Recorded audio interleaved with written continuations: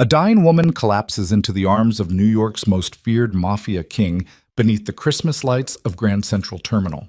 Rachel Vale, once a brilliant medical student, has been hunted, branded, and drained by a secret blood trafficking syndicate for months.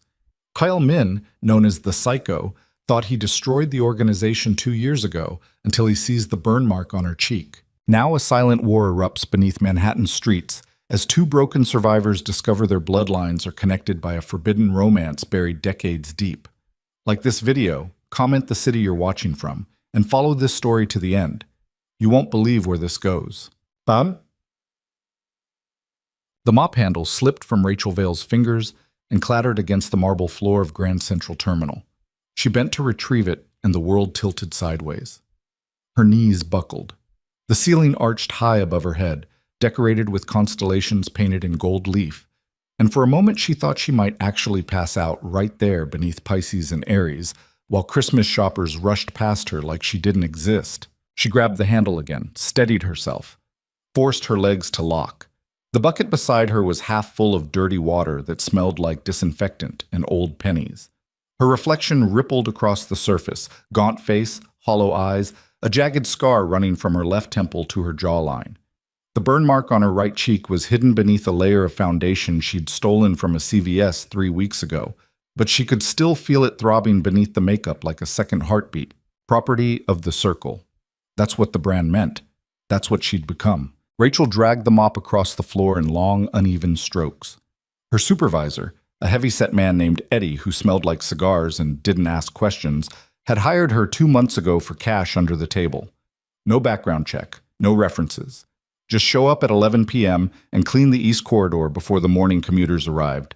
She'd been doing it ever since, moving through the terminal like a ghost, invisible to everyone except the homeless man who slept near the oyster bar and sometimes asked her for spare change. She never had any to give him. The Christmas lights strung along the terminal's massive windows reflected off the polished marble, casting red and green shadows across the floor. Somewhere near the information booth, a small choir was singing carols. Their voices echoed through the vaulted space, beautiful and distant, like something from a life Rachel used to live. She used to love Christmas, used to buy gifts for her roommates, and bake cookies that always turned out slightly burnt, used to video call her parents in Boston and pretend she wasn't exhausted from 70-hour weeks at the hospital. That was before. Before the night she had left the library at Mount Sinai and noticed the same black sedan following her for 6 blocks. Before the men in surgical masks dragged her into an alley and jabbed a needle into her neck. Before she woke up in a concrete room with an IV in her arm and realized she wasn't going to medical school anymore. She was going to die there. Rachel's vision blurred. She stopped mopping and leaned against the handle, trying to catch her breath. Her heart was racing too fast. Her hands were trembling. She'd felt this way 3 times in the past week. Dizzy, weak, like her body was shutting down one system at a time. She knew what it meant. They'd taken too much blood. For 6 months, the Circle had drained her twice a week in a facility buried somewhere beneath the Bronx. She never saw daylight, never saw faces, just surgical lights and needles and the steady drip of her blood filling bag after bag, while a voice on an intercom told her to stay still or they'd sedate her again. They called her RH Null, the golden blood, rarest type on Earth. Rachel hadn't known what that meant until a doctor, one of the few who'd spoken to her like she was human, explained it in clipped clinical terms. Her blood could save lives, could be sold for $50,000 per unit, could keep powerful people alive when no other donor matched. She was worth more empty than whole. The escape had been an accident, a power outage during a winter storm. Locked doors suddenly unlocked. Rachel had run through pitch-black hallways in a hospital gown and bare feet, following the sound of traffic until she found a service tunnel that led to a subway station. She'd stolen clothes from a donation bin, slept in the tunnels beneath Grand Central for weeks before Eddie offered her the job. And now, 2 months later, she was still here, still hiding, still waiting for the day the Circle found her again. Because they would. People like her didn't just disappear. Rachel forced herself to keep moving. The mop made wet streaks across the marble. Her arms ached. Her legs felt like they were made of glass, fragile and ready to shatter. She was halfway to the Vanderbilt Avenue exit when the dizziness hit again, harder this time, like someone had pulled the floor out from under her.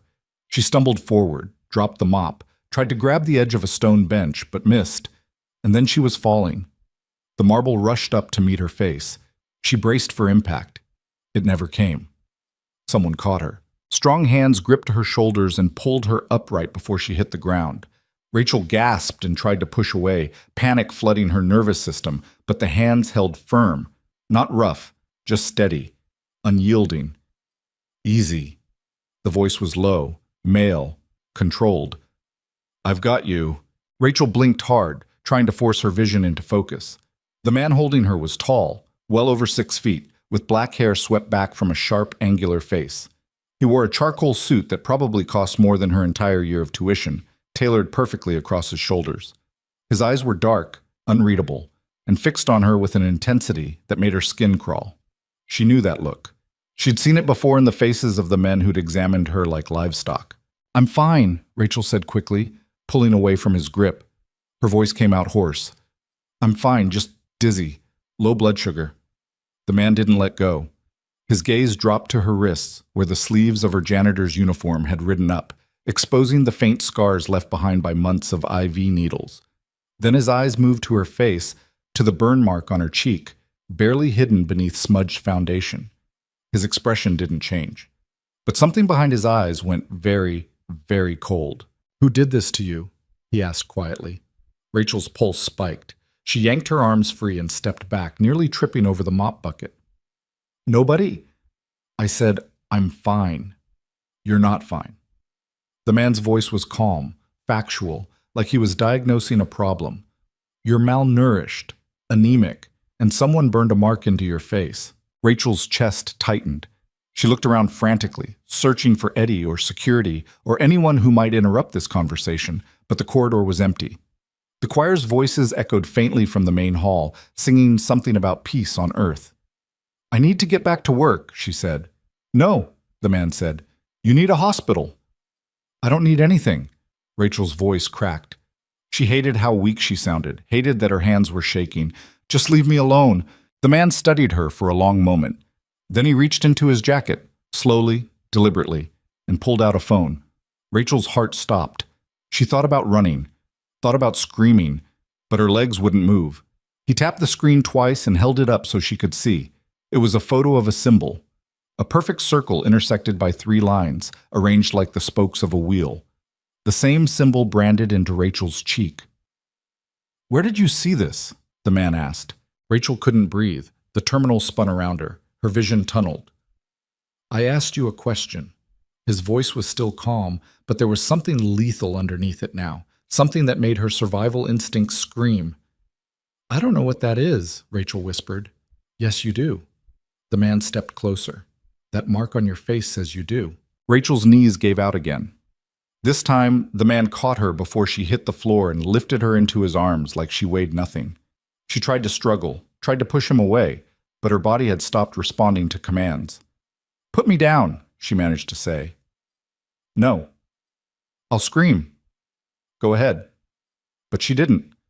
Because somewhere deep in the part of her brain still capable of rational thought, Rachel realized something terrifying. This man wasn't going to hurt her. He was going to save her, and that was almost worse. Because people who saved you always wanted something in return. The man carried her through the terminal toward an exit Rachel had never used before. She caught glimpses of the main hall as they passed, the famous clock, the holiday decorations, the travelers rushing toward their trains. None of them looked twice at the well-dressed man carrying an unconscious janitor through the station. People saw what they wanted to see, and right now Rachel was invisible. The cold air outside hit her like a slap. Snow was falling in thick, heavy flakes, covering the streets in white. A black SUV idled at the curb, engine running. The rear door opened before they reached it. "Wait," Rachel said weakly. "Where are you taking me?" The man didn't answer. He slid into the back seat with Rachel still in his arms and pulled the door shut behind them. The interior was warm, leather-scented, soundproofed. A privacy screen separated them from the driver. Rachel tried to sit up, failed. Her head lolled against the man's shoulder. "Who are you?" she whispered. The man finally looked down at her. His face was unreadable, carved from stone. "Kyle Min," he said. The name hit Rachel like a physical blow. She'd heard it before, whispered in the facility, spoken with fear by the guards who thought she was unconscious. Kyle Min, the psycho. The man who'd allegedly massacred an entire criminal organization 2 years ago and walked away without a single arrest. "You're going to kill me," Rachel said. It wasn't a question. Cale's expression didn't change. "No." "Then what do you want?" "I want to know who's still alive." His voice was flat, emotionless. 2 years ago, I burned the circle to the ground. I killed everyone connected to it. Every doctor, every trafficker, every buyer. I watched them die. Rachel's breath caught. "But you're here," Kyle continued. "Which means I missed someone." The SUV pulled away from the curb and merged into late-night traffic. Rachel watched the lights of Grand Central disappear through the tinted windows, her last connection to the world she'd been hiding in vanishing into the snow. "I don't know anything," she said. "You know enough." Kyle shifted her weight slightly, adjusting his grip. "That brand on your face is a death sentence. The circle doesn't mark people unless they're high-value assets, which means your blood is worth something." Rachel closed her eyes. She was so tired of running, so tired of being afraid. "We're null," she whispered. Cale went very still. "What did you say?" "That's what they called it. Golden blood, 1 in 6 million. Rachel's voice was barely audible. "They said I could save lives. They said I was rare." Cale didn't respond for a long time. When he finally spoke, his voice was different, quieter, but somehow more dangerous. "How long were you inside?" 6 months. "How often did they take blood?" "Twice a week, sometimes more." "How much?" "I don't know. I stopped counting." Cale swore under his breath in Korean. It was the first crack Rachel had seen in his composure. "You should be dead," he said. "I know." The SUV turned onto a street Rachel didn't recognize. Through the windows, she could see the city changing, older buildings giving way to sleek glass towers, the kind of neighborhood where people paid $50 for brunch and didn't blink. "Where are we going?" Rachel asked again. "Somewhere safe." "There's no such thing." Kyle looked down at her, and for the first time, something almost human flickered across his face. "There is now." The SUV stopped in front of a residential building that stretched 40 stories into the night sky. The entrance was guarded by 2 men in dark suits who stepped aside the moment they saw Kyle. Inside, the lobby was all white marble and modern art, the kind of place Rachel used to walk past and wonder what it was like to live somewhere that clean. Kale carried her to a private elevator. His fingerprint unlocked it. The doors closed, and the elevator shot upward so smoothly Rachel barely felt the motion. "I need to call someone," she said. "My parents, they think I'm dead." "Not yet." "Why not?" "Because if the circle is still operating, they're watching everything. Your parents' phone, your old apartment, every place you used to go." Cale's voice was matter of fact. "If you contact them now, you'll lead the circle straight to them." Rachel's throat tightened. She hadn't thought of that, hadn't thought past the desperate need to hear her mother's voice. "Then what do I do?" she whispered. "You stay alive," Kyle said, "and you help me find the people who did this to you." The elevator stopped at the top floor. The doors opened directly into a penthouse that made Rachel's brain short-circuit. Floor-to-ceiling windows overlooked the entire city. The furniture looked like it belonged in a museum. Everything was black, white, or chrome, expensive and cold and utterly devoid of anything that felt like home. Kyle set her down on a leather sofa. Rachel's legs barely supported her weight. "Don't move," he said. He disappeared through a doorway. Rachel sat alone in the massive living room, trying to process what was happening. Trying to understand why Kyle Min, a man allegedly responsible for dozens of murders, had just carried her out of Grand Central like she was something worth saving. Kale returned a few minutes later with an older man in a white coat. The man had kind eyes and the calm efficiency of someone who'd seen too much to be surprised by anything. "This is Dr. Han," Kyle said. "He's going to examine you." Rachel flinched backward. "No, no doctors." "He's not one of them," Kyle said firmly. "He works for me." "I don't care. I'm not—" "Rachel," Kale's voice cut through her panic. "Look at me." She did. Against every instinct screaming at her to run, she met his eyes. "I'm not going to let anyone hurt you," Kale said. "Not again." There was something in his voice, something raw and almost vulnerable, that made Rachel stop fighting. She didn't trust him, didn't trust anyone. But standing in that penthouse with nowhere left to run, she realized she didn't have a choice. Dr. Hahn worked quickly and gently. He took her vitals, drew blood for tests, examined the scars on her arms and the burn on her face. He didn't ask questions, didn't make her explain. Just worked in silence while Kael stood nearby, watching with the stillness of a predator. When Dr. Hahn finished, he spoke quietly to Kael in Korean. Rachel caught fragments, dangerous, transfusion, months of recovery. But most of it was too fast for her to follow. Kael's jaw tightened. "What did he say?" Rachel asked. Kael looked at her. "You're severely anemic. Your iron levels are dangerously low. If you'd collapsed anywhere else tonight, you probably would have died." Rachel laughed bitterly. "Good thing you were there then. Good thing I was looking." "Looking for what?" Kael didn't answer. Instead, he walked to the windows and stared out at the city, his hands shoved into his pockets. 2 years ago, he said slowly, I found out the circle was trafficking women for blood. Rare types, high-value donors. They were running an underground network, corrupt doctors, dirty cops, offshore buyers. I spent 6 months tracking them down. Rachel's skin went cold. I killed every single person involved, Kael continued, burned their facilities, shut down their supply lines. I thought I'd destroyed them completely.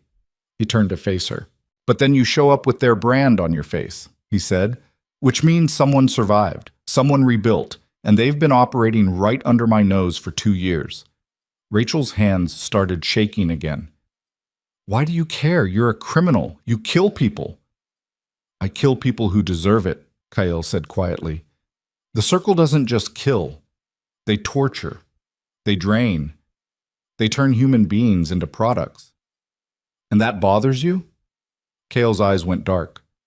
My sister had Rh null blood. The past tense hit Rachel like a punch to the chest. Had? She whispered. They took her when she was 16, Kael said. By the time I found her, she'd been bled out so many times her organs were failing. She died in my arms. Rachel couldn't breathe. So yes, Kael said, it bothers me. For a long moment, neither of them spoke. Snow fell silently against the windows. The city glittered below them, oblivious. I can't stay here, Rachel finally said. You don't have anywhere else to go. I'll figure something out. You'll die. Kael's voice was flat. You can barely stand. You have no money, no ID, no support system, and the circle is still looking for you. Then what do you want from me? Kael crossed the room and crouched in front of her so they were eye level. Up close, Rachel could see the faint scars along his knuckles, the cold intelligence in his dark eyes. I want names, he said. Faces, locations, everything you remember about the facility where they kept you. And if I give you that information, I'll destroy them, Kael said simply. Again, permanently this time. Rachel studied his face, searching for the lie. But there was nothing there except absolute certainty. And what happens to me? She asked. You heal, Kael said. You get strong, and then you decide what kind of life you want to live. It sounded too good to be true. It sounded like a fantasy, but Rachel was so tired of running. Okay, she whispered. Kael stood. Dr. Hahn is setting up a room for you. Get some rest. We'll talk more tomorrow. He started to walk away, but Rachel's voice stopped him. Kael. He turned. Why did you catch me? Rachel asked. In the terminal. You could have just walked past. Kael was quiet for a long moment. Because I've spent 2 years looking for proof the circle survived, he said. And the moment I saw that brand on your face, I knew I'd finally found it. He left without another word. Rachel sat alone in the massive penthouse, her body exhausted, her mind racing. Through the windows, she could see the lights of the city spreading out in every direction, millions of people living their lives, unaware of the darkness lurking beneath the surface. Somewhere out there, the circle was still operating, and now Rachel was about to become the weapon that destroyed them. Dr. Hahn returned and led her to a bedroom that was bigger than her entire apartment in medical school. Silk sheets, blackout curtains, a bathroom with heated floors. Rachel collapsed onto the bed fully clothed. For the first time in 6 months, she felt safe enough to cry. She didn't sleep. Couldn't.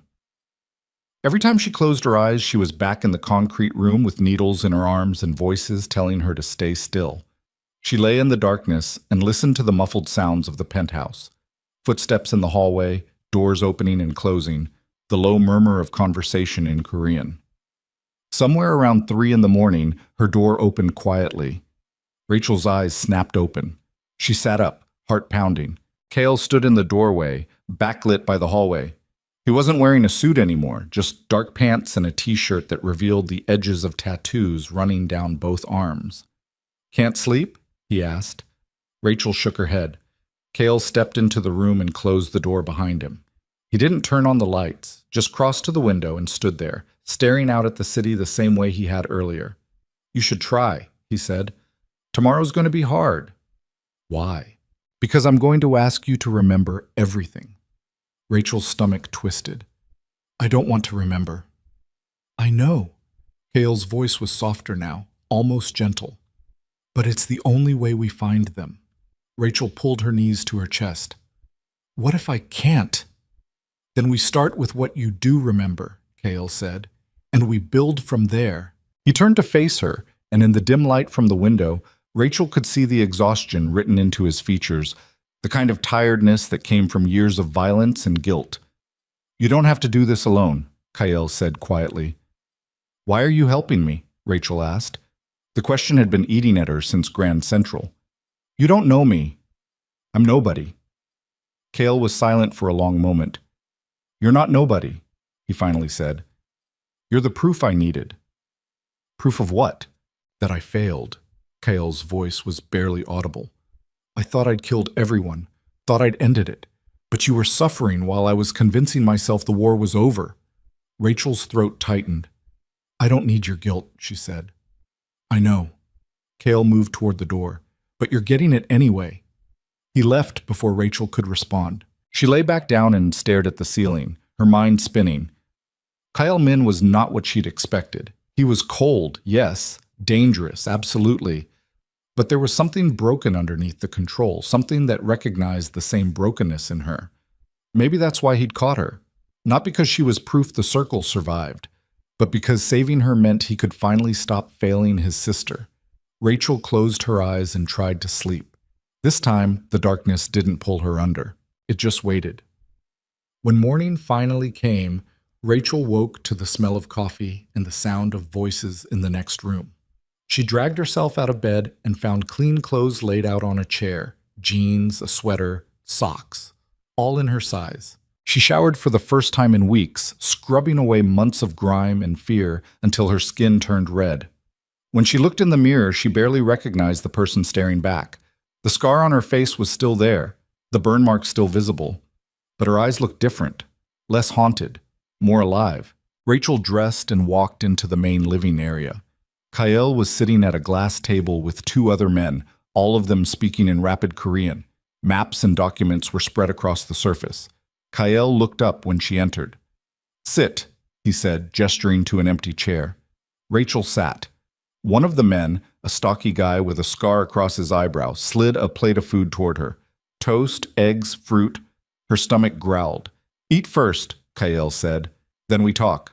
Rachel ate slowly, aware of the 3 men watching her. She felt like a specimen under glass. When she finished, Kyle pushed a notepad and pen across the table. "Start from the beginning," he said. "The night they took you. What do you remember?" Rachel's hands tightened around the pen. "I was leaving the library," she said quietly.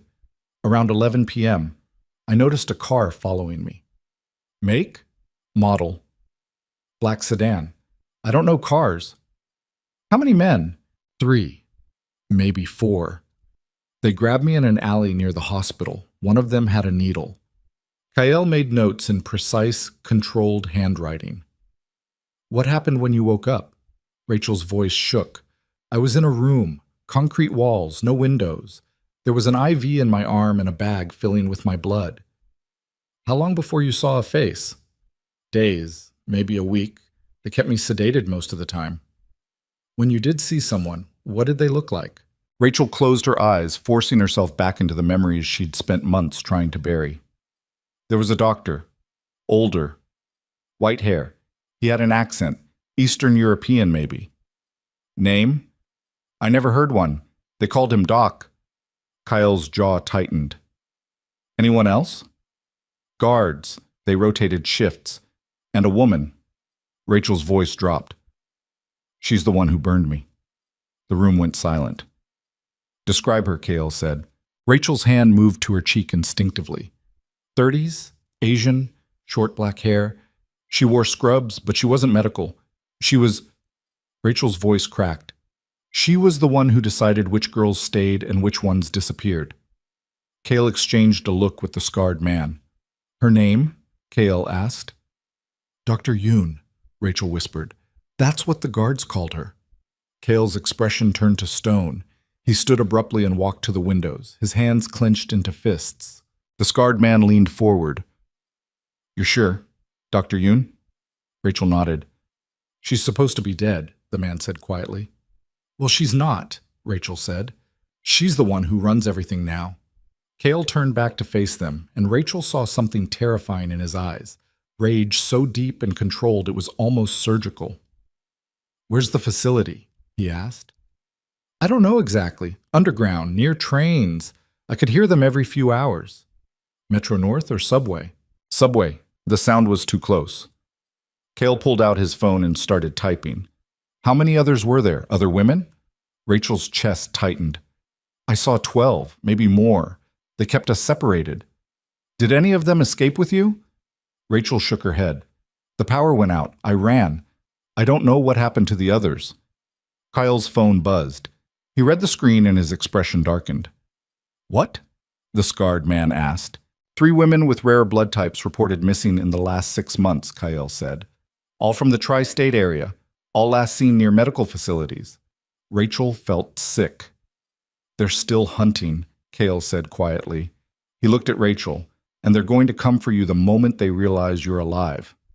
Then what do we do? Rachel asked. Kale's smile was cold and lethal. We hunt them first.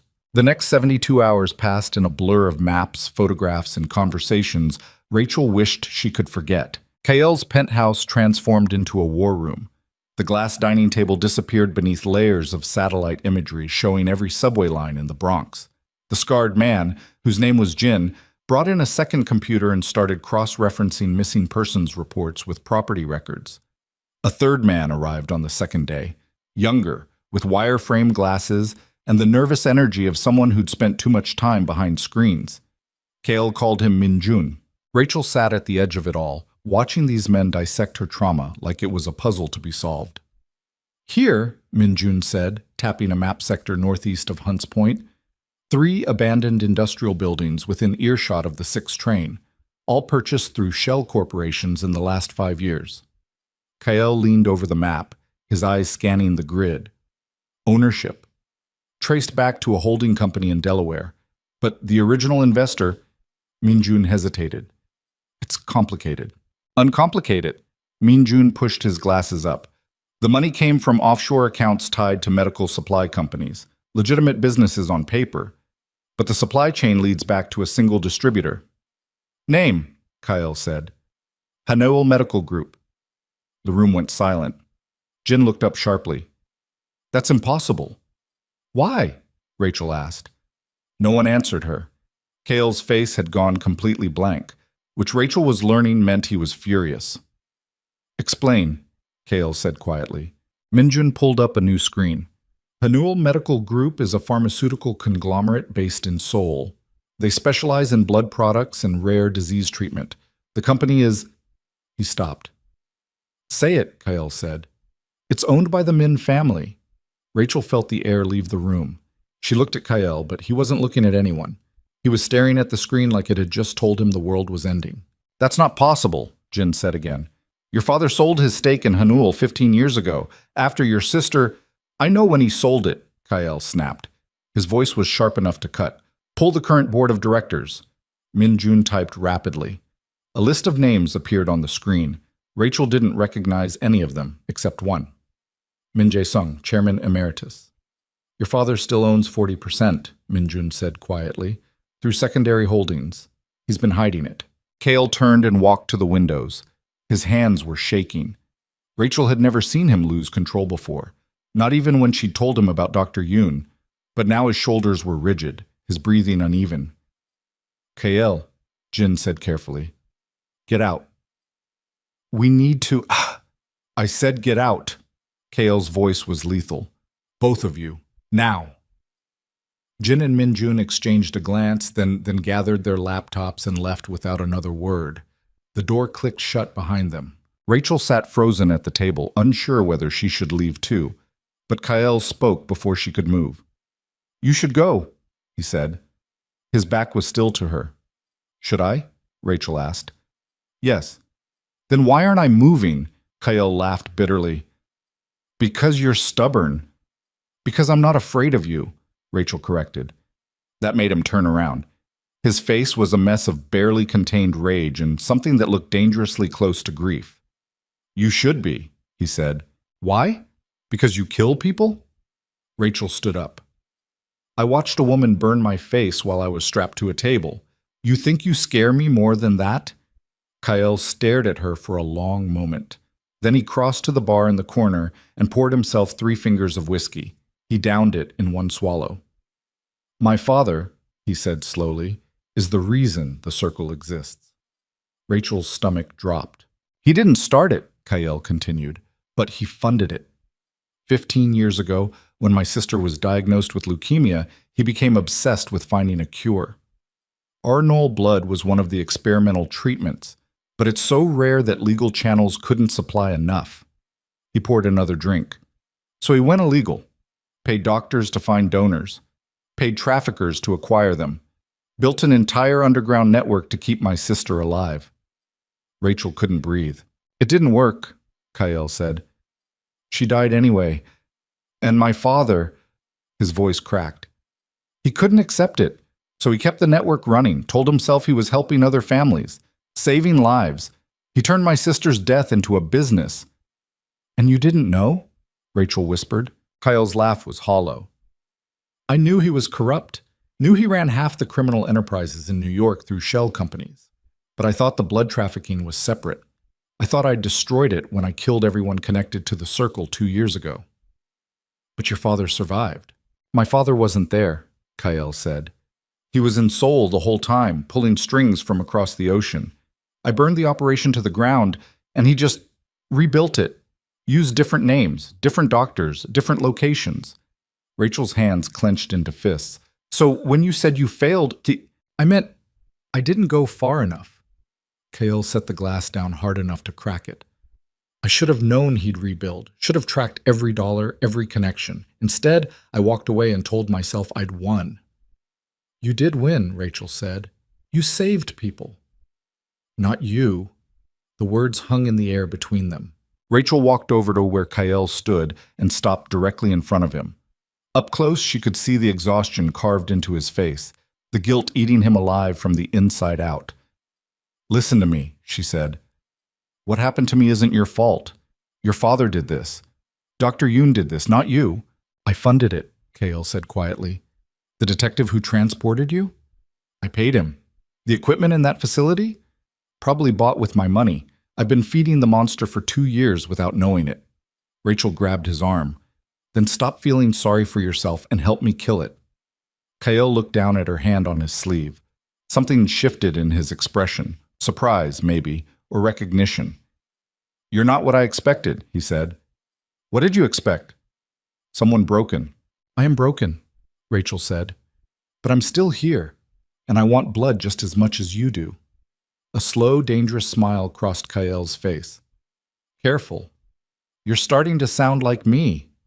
Maybe that's not a bad thing.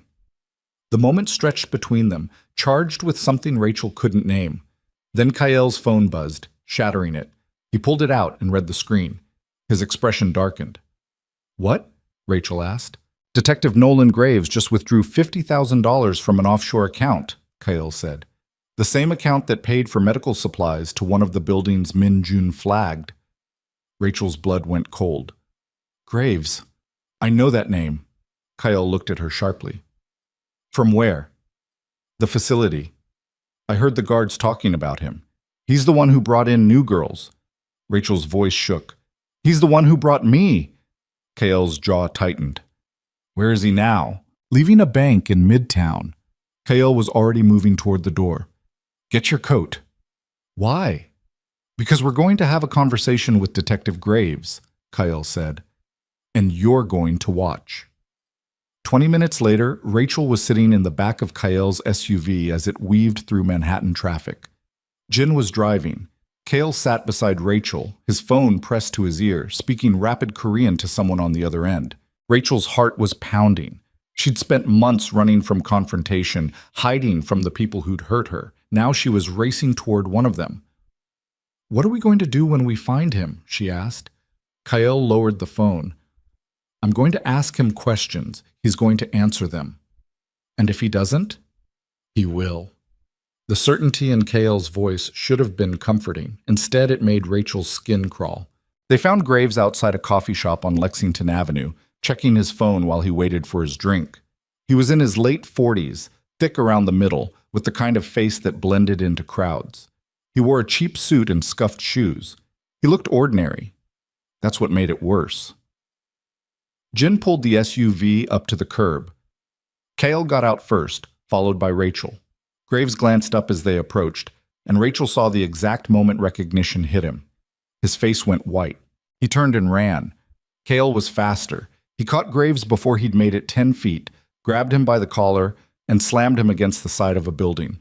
Pedestrians scattered. Someone screamed.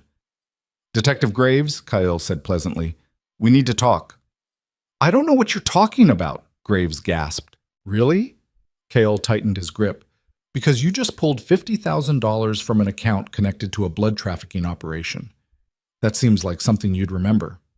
Graves's eyes darted toward Rachel. She saw the recognition there, saw him connect her face to the hundreds of girls he'd delivered to their deaths. I don't know her, Graves said. Rachel stepped closer. Yes, you do. I've never seen you before in my... You picked me up outside Mount Sinai Hospital on June 14th, Rachel said. Her voice was shaking but steady. You told me you were taking me in for questioning about a stolen prescription pad.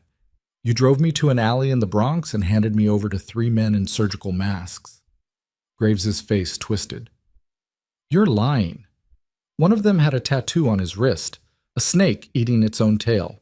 You laughed when I asked where you were taking me. You said, somewhere you'll actually be useful. That Graves stopped struggling. I remember you, Rachel said quietly. Do you remember me? Kael's smile was vicious. Answer her. I want a lawyer, Graves said. You're not under arrest. Kael leaned in close. You're just having a bad day. You can't do this. I'm a cop. You're a trafficker, Kael said, and you're going to tell me everything about the Circle's current operation, starting with where the facility is located. I don't know what you're talking about, Kael sighed. Then he pulled out his phone, tapped the screen, and held it up so Graves could see. It was a photo of Graves's daughter. School photo, maybe 12 years old, braces and a ponytail. Graves went rigid. Don't you fucking dare! Relax, Kael said. I don't hurt children, but I will make sure everyone in your precinct knows exactly what you've been doing. Your captain, your wife, your daughter's school. I'll destroy your life so completely that prison will feel like mercy. Graves was breathing hard. Sweat poured down his face. Or, Kael continued, you can tell me what I want to know, and I'll let you disappear. New identity, new city, a chance to be something other than a monster. For a long moment, Graves didn't speak. Then his shoulders slumped. There are 3 facilities, he said quietly. One in the Bronx, one in Queens, one in Newark. Locations, Kael said. Graves rattled off addresses. Minjun, who'd appeared from the SUV with a laptop, typed them all down. How many women? Kael asked. I don't know. 20? 30? They rotate them between sites. Who runs it? Graves hesitated. I asked you a question, Kael said. Dr. Yoon, Graves whispered. She's the one in charge. But she's got backing. Someone big. Someone with enough money to buy off half the NYPD. My father, Kael said flatly. Graves's eyes widened. I didn't know. Where's Yoon now? The Bronx facility. She's always there on Thursdays. Supervises the extractions personally. Kale released Graves and stepped back. The detective slumped against the wall, gasping for air. One more question, Kale said. Why did you do it? Graves laughed bitterly. You know what cops make in this city? I've got 2 kids in private school and a mortgage I can't pay. They offered me more money for one delivery than I make in 6 months. That's not a reason, Rachel said. Her voice was shaking with rage. That's an excuse. Graves looked at her. For a moment, something like shame flickered across his face. Yeah, he said. I guess it is. Kyle nodded to Jin. Take him. Jin grabbed Graves and hauled him toward the SUV. The detective didn't resist. Rachel stood on the sidewalk, trembling. She'd just watched Kyle extract a confession through threats and intimidation, and instead of being horrified, she felt satisfied. That scared her more than anything. You okay? Kyle asked. Rachel shook her head. I wanted you to hurt him. I know. That's not who I am. It is now, Kyle said, and that's not a bad thing. Anger keeps you alive. Or it turns me into someone like him. Kyle studied her face. You'll never be like him, because Graves hurt people for money. You want to hurt people because they hurt you first. That's the difference. Rachel wasn't sure she believed him, but she didn't argue. They drove back to the penthouse with Graves locked in the trunk. Rachel sat in silence, watching the city blur past the windows. Somewhere out there, women were being drained in concrete rooms just like she'd been, and now she knew exactly where to find them. When they arrived, Jin dragged Graves down to a sublevel Rachel didn't know existed. Kale led Rachel to his office and closed the door. We hit the Bronx facility tomorrow night, he said. Thursday, when Yoon is there. What about the others? Rachel asked. The women still inside? We get them out first, then we burn the place down. Rachel nodded. Her hands were shaking again, but this time it wasn't from fear. I want to go with you, she said. No. I wasn't asking permission. Kyle's expression hardened. You're not ready. I lived there for 6 months. I know the layout. I know the routines. You need me. What I need, Kyle said, is for you to stay alive. If Yoon sees you. She's going to see me eventually, Rachel interrupted.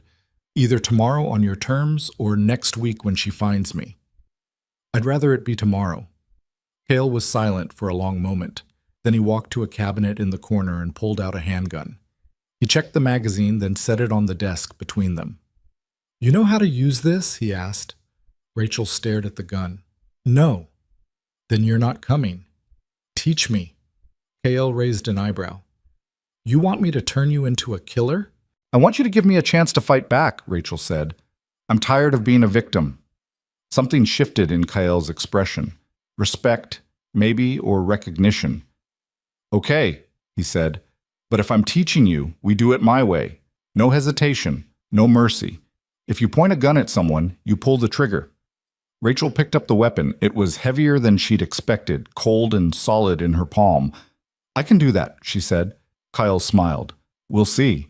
They spent the next 6 hours in a private shooting range beneath the building. Kyle taught her how to load, aim, and fire with the same clinical efficiency he'd used to interrogate Graves. Rachel's hands blistered. Her ears rang despite the protective headphones. But by the time they finished, she could hit a target at 20 feet. It wasn't perfect, but it was enough. Tomorrow, Kyle said as they rode the elevator back up, stays with you forever. Once you cross this line, you can't uncross it. I know, Rachel said. I'm serious. You kill someone even in self-defense. It changes you. I'm already changed, Rachel said quietly. They did that when they burned my face and drained my blood. All I'm doing now is deciding who I become next. Kale looked at her for a long moment. You're braver than my sister was. It was the first time he'd mentioned her without pain in his voice. She was 16, Rachel said. I'm 26. There's a difference. Not as much as you'd think.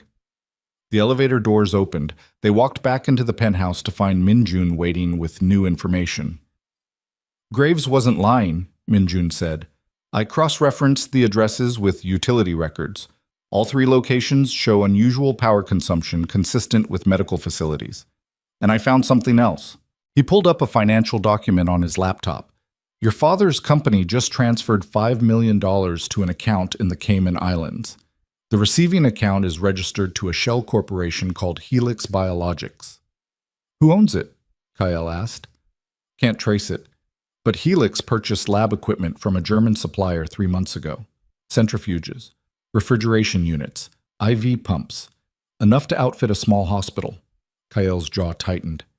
He's expanding, or preparing to move, Minjun said.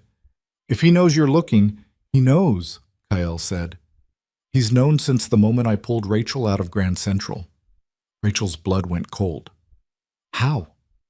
Because my father has eyes everywhere, Kale said. And the moment I brought you here, I painted a target on both of us. As if on cue, every light in the penthouse went out. The darkness was absolute, broken only by the glow of the city through the windows. Rachel's heart slammed against her ribs. Don't move, Kyle said quietly. Then the gunfire started. Glass exploded inward from the windows. Bullets tore through the walls. Rachel dropped to the floor, covering her head as debris rained down around her. She could hear shouting, Korean maybe, or just chaos. And then Kyle's hand was on her arm, dragging her toward the hallway. Stay low, he ordered. They crawled through the darkness while the gunfire continued. Rachel's palms slid on broken glass. Her breath came in short, panicked gasps. Somewhere behind them, she heard Jin returning fire, the sharp crack of his weapon cutting through the chaos. Kyle pulled her into a side room and slammed the door. Emergency lighting kicked on, bathing everything in red. They were in a panic room. Steel walls, reinforced door, security monitors showing every angle of the penthouse. On the screens, Rachel could see armed men moving through the destroyed living room, sweeping with military precision. How many? She gasped. Kale was already at a weapons locker, pulling out rifles and ammunition. 8, maybe 10. Your father sent them. Of course he did. Rachel's hands were shaking so badly she could barely stand. What do we do? Kale handed her the handgun she'd trained with earlier. You stay here. The door's biometric. No one gets in without my fingerprint.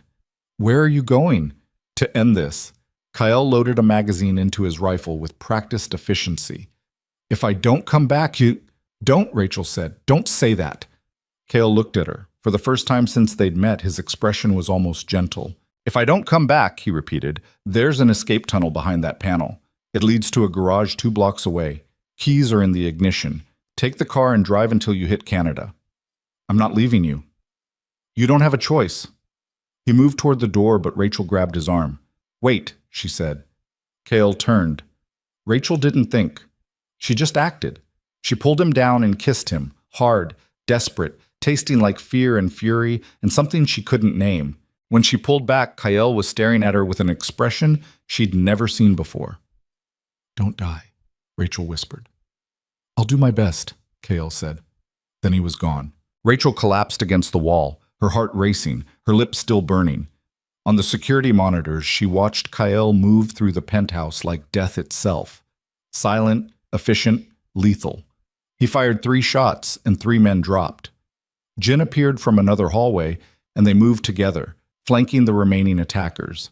But then Rachel saw something that made her blood freeze. On the monitor showing the main hallway, a woman in tactical gear was crouching beside the panic room door. She had something in her hand, a device, an explosive. Rachel's mind raced. Kyle said the door was biometric, impenetrable, but he hadn't said anything about the walls. She watched the woman plant the charge and step back. Rachel had maybe 10 seconds. She looked around the panic room frantically. There, in the corner, a medical kit. The same kind they'd used in the facility. IV bags, tubing, needles. Rachel grabbed the kit and ripped it open. Her hands moved on instinct, muscle memory from years of medical training taking over. She found the largest bag, filled it with saline from the wall dispenser, and positioned herself against the far wall. The explosion ripped through the door like thunder. The shockwave threw Rachel backward. Her ears rang. Smoke filled the room. And then the woman in tactical gear was stepping through the destroyed doorway, gun raised.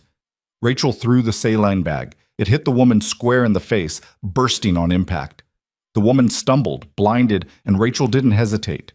She raised the handgun Kyle had given her and fired. The recoil nearly broke her wrist. The shot went wide, hitting the wall. The woman recovered and aimed. Rachel fired again. This time, the bullet hit center mass. The woman dropped. Rachel stood there, shaking, the gun still raised, unable to process what she'd just done. Through the ringing in her ears, she could hear more gunfire. Shouting, chaos.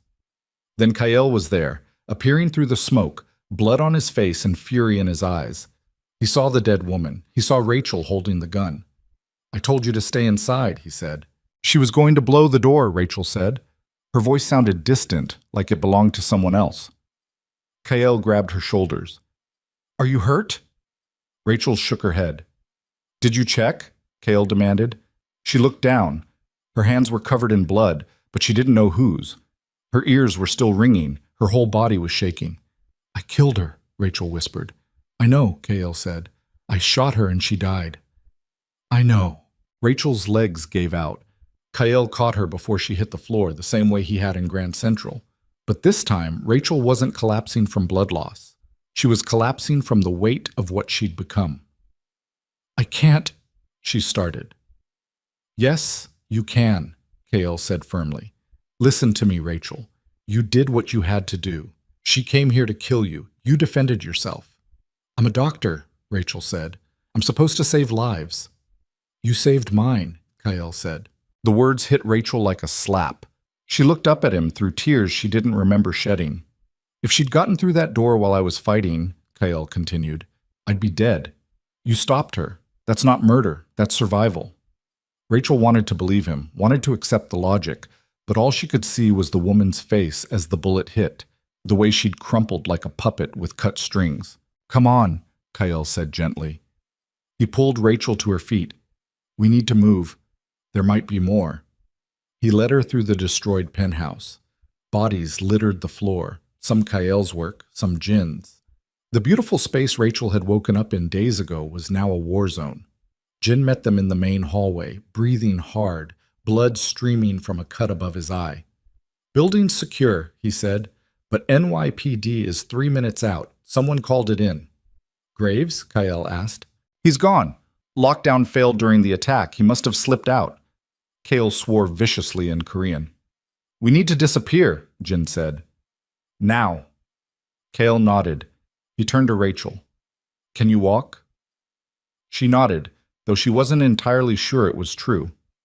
They took the service elevator down to the garage. Kale's hands moved quickly, checking weapons, securing bags Rachel hadn't known existed. Within 5 minutes, they were in an unmarked sedan racing through Manhattan traffic. Rachel sat in the back seat, staring at her blood-stained hands. "Where are we going?" she finally asked. "Somewhere they won't look," Kale said. "Your father knows everywhere you go." "Not everywhere." They drove north, out of the city, past the suburbs, into the dense forests of upstate New York. The sun was rising by the time they pulled off the highway onto a dirt road that barely qualified as navigable. At the end of the road was a gate. Kale pressed his thumb to a scanner and it swung open silently. "What is this place?" Rachel asked. "The Iron Vault," Kyle said. "My family's final contingency." They drove another mile through the trees before the bunker came into view, a massive concrete structure built directly into the side of a mountain, camouflaged so well Rachel almost missed it. Kale parked and killed the engine. "We're safe here?" Rachel asked. Kale looked at her through the rear-view mirror. His face was exhausted, streaked with blood and soot. "For now," he said. They got out of the car. Jin immediately started unloading equipment. Rachel just stood there, looking at the bunker, trying to process everything that had happened in the last 12 hours. She'd killed someone. She'd saved Kyle's life. She'd crossed a line she could never uncross. "Rachel," Kyle said quietly. She turned. "I'm sorry," he said. "I brought you into this. I put you in danger. If I'd known my father would move this fast—" "Stop," Rachel interrupted. "I chose to stay. I chose to fight. Don't take that away from me by apologizing." Kyle studied her face. Then he nodded. "Okay," he said. "Then we finish what we started." "How?" "Tomorrow night, the Bronx facility. We hit them before they hit us again." Rachel's jaw tightened. "And your father?" "He'll be there," Kale said. I know him. He won't trust Yoon to handle this alone. Not after tonight. Rachel's pulse quickened. So we end it. All of it. Tomorrow. Yes. She should have been terrified. Should have begged to run, to disappear, to take the car and drive to Canada like Kyle had suggested. But all Rachel felt was rage. Cold. Crystalline. Absolute. Then let's go inside, she said. I want to be ready. Kyle smiled. That same dangerous smile she'd seen in the penthouse. You already are, he said. They walked into the bunker together, and the steel door sealed shut behind them with a sound like a tomb closing. Tomorrow, they would either destroy the circle forever, or they would die trying. And Rachel realized, standing in the red emergency lighting of the bunker with a dead woman's blood still on her hands, that she was okay with either outcome. Because at least she'd die fighting, at least she'd die free. The iron vault smelled like recycled air and old concrete. Rachel stood in the main corridor, watching Jin unpack weapons from reinforced cases, while Kyle paced in front of a wall of security monitors. They'd been inside the bunker for 6 hours. No sunlight, no windows, just the hum of generators and the steady drip of condensation somewhere in the depths. Rachel's hands had stopped shaking an hour ago. The blood had been scrubbed from her skin, but she could still feel it there, phantom residue that wouldn't wash away no matter how hard she tried. She'd killed someone. The thought kept circling back, relentless. She'd pulled the trigger and ended a life. Medical school had taught her to save people, to fight death with everything she had. Now she was the thing doing the killing. You need to eat, Kyle said without looking at her. Rachel glanced at the protein bar Jin had left on the table beside her. I'm not hungry. Eat anyway. Why? So I have energy to kill more people tomorrow? That made Kyle stop pacing. He turned to face her, his expression unreadable. You did what you had to do, he said. You keep saying that. Because it's true. Rachel laughed bitterly. Is that what you tell yourself? Every time you pull the trigger, you just think, I had to do it and move on? Kyle crossed the room and crouched in front of her so they were eye level. His face was close enough that Rachel could see the faint scar above his left eyebrow, the exhaustion in his dark eyes. No, he said quietly. I don't tell myself anything. I just live with it. How? Badly.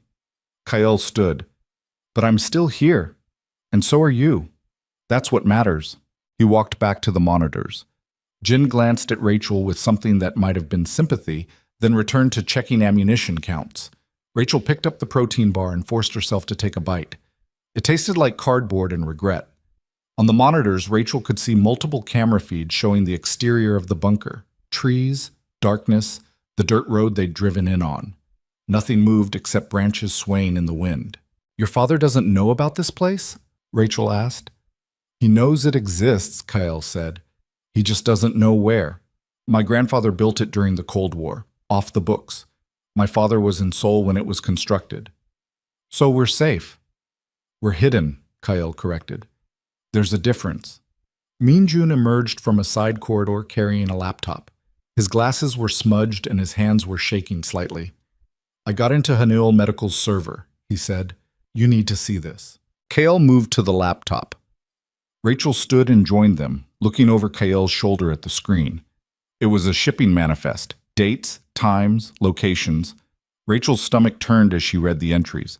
Medical equipment, blood storage units, IV supplies, all shipped to the 3 facilities Graves had identified, but there was a 4th location listed at the bottom.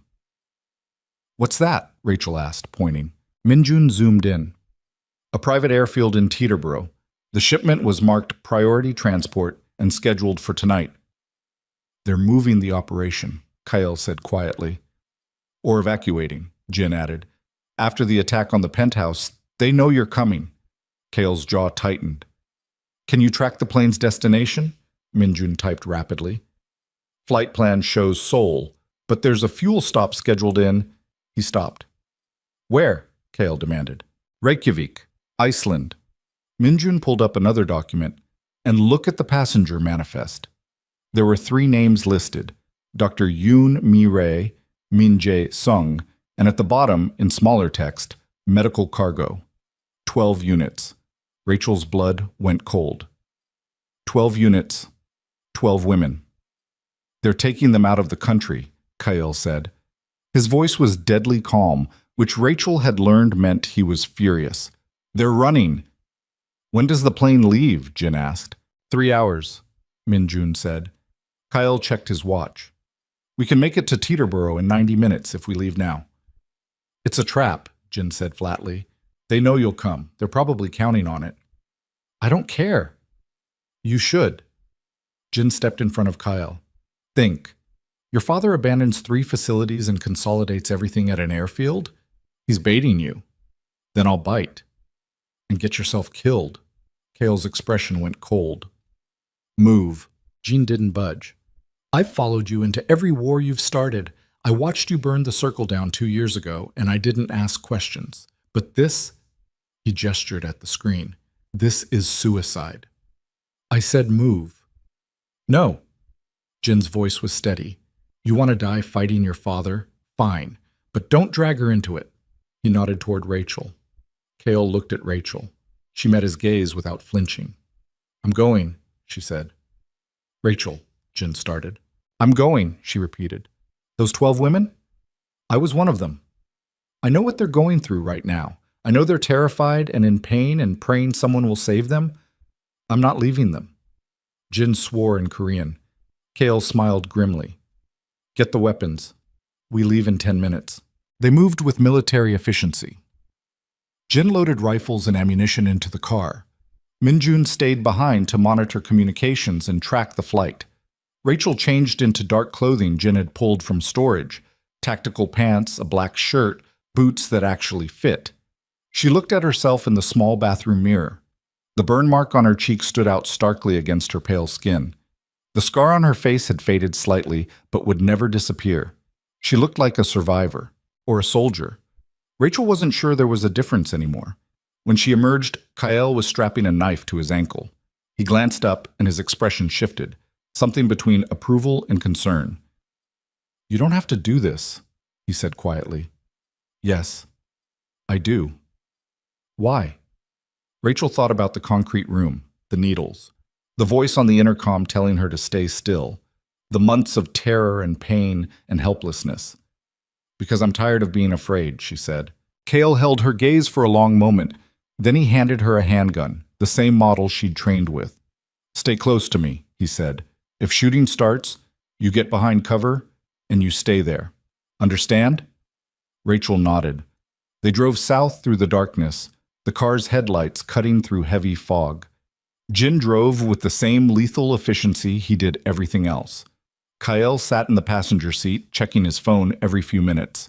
Rachel sat in the back, the gun heavy in her lap, and tried not to think about what was waiting for them at the airfield. Min-jun just sent an update, Kyle said. Private security at Teterboro reported unusual activity near Hangar 7. Multiple vehicles, armed personnel. How many? Jin asked. At least 15. Jin whistled low.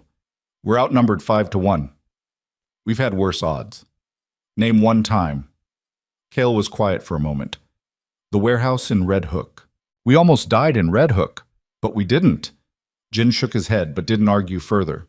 They arrived at Teterboro just after midnight. Jin parked the car in the shadows near the perimeter fence, far from the main terminal. Through the chain link, Rachel could see Hangar 7 in the distance, a massive structure lit by floodlights surrounded by black SUVs. Kale pulled out binoculars and scanned the area. 2 guards at the main entrance, he said. 4 more patrolling the perimeter. I don't see the plane yet. It's inside the hangar, Jin said. They're loading it out of sight. Kale lowered the binoculars. We go in through the service entrance on the east side, quiet. No shooting unless we have no choice. And when we do have no choice? Rachel asked. Kale looked at her. Then we make it count. They cut through the fence with bolt cutters Jin produced from the trunk. The metal parted with a soft whisper. One by one, they slipped through and moved across the tarmac, staying low, using parked aircraft as cover. The night was cold and quiet, except for the distant sound of jet engines warming up. Rachel's heart pounded so hard she thought it might give them away. They reached the service entrance without incident. Kale tried the door, locked. Jin pulled out a small toolkit and went to work on the mechanism while Kyle and Rachel kept watch. 30 seconds later, the lock clicked open. They slipped inside. The interior of the hangar was cavernous. A private jet sat in the center, its engines idling, stairs extended. Men in tactical gear moved around it, loading crates marked with medical symbols. Rachel counted at least a dozen armed guards. And there, standing near the plane's entrance, was Dr. Yoon. Rachel's breath caught. Even from a distance, she recognized the woman who'd branded her face, who'd decided which girls lived and which ones disappeared. Yoon was speaking into a phone, her expression cold and focused. "There," Jin whispered, pointing to a stack of crates near the far wall. "Medical transport containers. The women are probably in those." Rachel's stomach turned. They were shipping human beings like cargo. Kale scanned the hangar, calculating angles and cover points. "Jin, you take the left flank. Create a distraction. Rachel and I will move for the containers while they're focused on you." "What kind of distraction?" Jin asked. "The loud kind." Jin grinned without humor. "My specialty." They split up. Jin disappeared into the shadows on the left side of the hangar. Kyle and Rachel moved right, staying behind equipment and storage units, inching closer to the medical containers. Rachel could see them now. 12 units, each roughly the size of a coffin, with small ventilation holes and biohazard labels. Her skin crawled. She'd been transported in something similar during her escape attempt months ago. They were 20 feet away when the shooting started. Jin opened fire from the far side of the hangar, his rifle cracking like thunder in the enclosed space. Guards scattered, shouting, returning fire. The careful loading operation dissolved into chaos. "Oh, now," Kyle hissed. They ran for the containers. Kale reached the first one and yanked open the latch. Inside, barely conscious, was a young woman with IV lines still in her arms. Her eyes fluttered open, unfocused. "We're getting you out," Kyle said quickly. He lifted her out and set her on the ground. "Can you walk?" The woman nodded weakly. Rachel moved to the next container and opened it. Another woman, this one younger, maybe 19. She was crying silently, too weak to make sound. "It's okay," Rachel said, her voice shaking. "We're here to help." She helped the woman out and moved to the third container. That's when she heard the voice behind her. "Well, this is disappointing." Rachel froze. She turned slowly. Dr. Yoon stood 15 feet away, flanked by 4 armed men. In her hand was a small remote device. She pressed a button and instantly the gunfire stopped. Jin's voice echoed across the hangar. "Kyle!" Rachel looked toward where Jin had been firing from. He was on his knees, surrounded by guards, a gun pressed to his head. "Drop your weapons," Yoon said calmly, "or I'll have them execute him." Kyle's jaw clenched. Slowly, he set his rifle on the ground. Rachel did the same with her handgun. Yoon smiled. "Much better." More guards emerged from the shadows, surrounding them completely. Rachel's mind raced, searching for an exit, but there was none. They were trapped. "I have to admit," Yoon said, walking closer, "I'm impressed you made it this far. Most people who escape the circle don't survive a week. You lasted 2 months." She stopped in front of Rachel. "You're resilient. That's what made you so valuable." Rachel's hands clenched into fists. "Where are the others? The women from the Bronx facility?" "Safe," Yoon said. "They're assets. We don't waste assets. You drain them until they die. We harvest them until they're no longer viable," Yoon corrected. "There's a difference." Kyle moved slightly, drawing Yoon's attention. "Kyle Min," Yoon said. "The prodigal son returns. Your father will be so pleased." "Where is he?" Kale asked. His voice was dangerously quiet. Yoon gestured toward the plane. "Waiting for you." 2 guards grabbed Kale and hauled him toward the aircraft. More grabbed Rachel and Jin. They were dragged up the stairs and into the plane's interior. The cabin had been modified. The luxury seating was gone, replaced by medical equipment and storage units. And at the far end, in a wheelchair connected to oxygen tanks, sat an old man who looked like he was already halfway to the grave. Min Jae-sung, Kael's father. He was skeletal, his skin the color of old paper, his eyes sunken. But when he looked at Kael, those eyes burned with something vicious and alive. "My son," he said in Korean. His voice was a rasp. "You've come home." Kael said nothing. The chairman smiled. "Nothing to say? No angry speeches? I'm disappointed." "I should have killed you 2 years ago," Kael said quietly. Yes, the chairman agreed. You should have. But you were always too sentimental, too soft, just like your mother.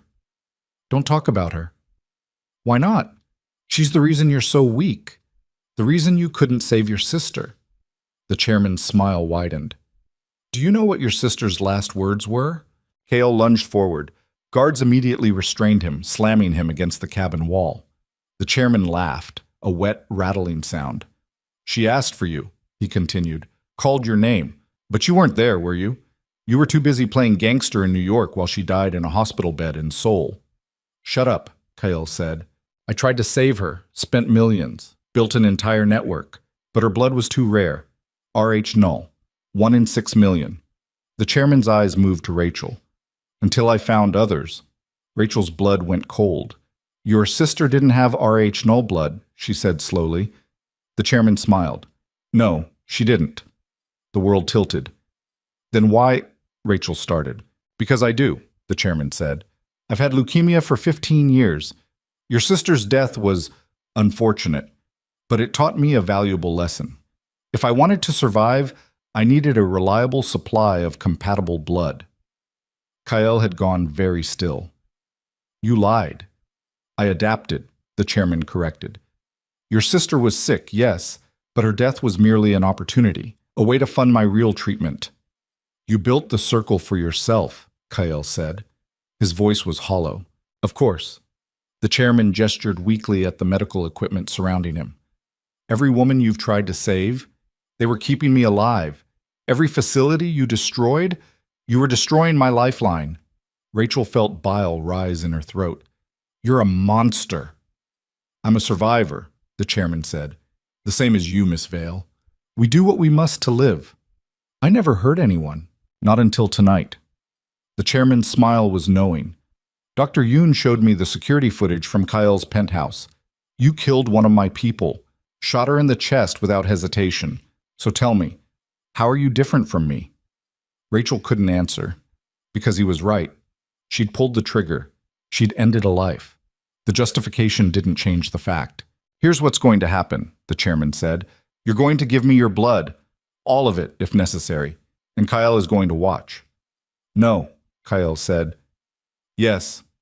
The chairman nodded to Yoon. Strap her in. Guards dragged Rachel toward a medical chair in the center of the cabin, the same kind of chair she'd been imprisoned in for 6 months. She fought, kicking and twisting, but they were too strong. They forced her down and locked the restraints around her wrists and ankles. Don't do this, Kyle said. His voice was raw. Take me instead. My blood. Leave her alone. The chairman laughed. Your blood is worthless to me. We're related. Transfusing from you would kill me faster than the cancer. Then kill me, Kyle said desperately. Just let her go. Why would I do that? The chairman watched as Yoon prepared the IV equipment. She's the most valuable asset in this entire operation. RH null. Perfect compatibility. She could keep me alive for years. Rachel's chest tightened with panic.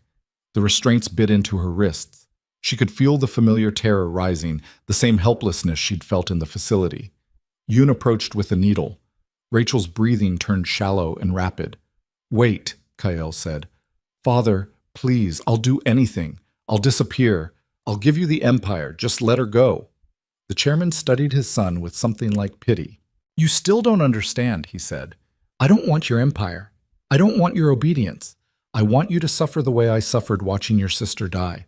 I want you to know what it feels like to lose someone while being completely powerless to stop it. Kale's face went white.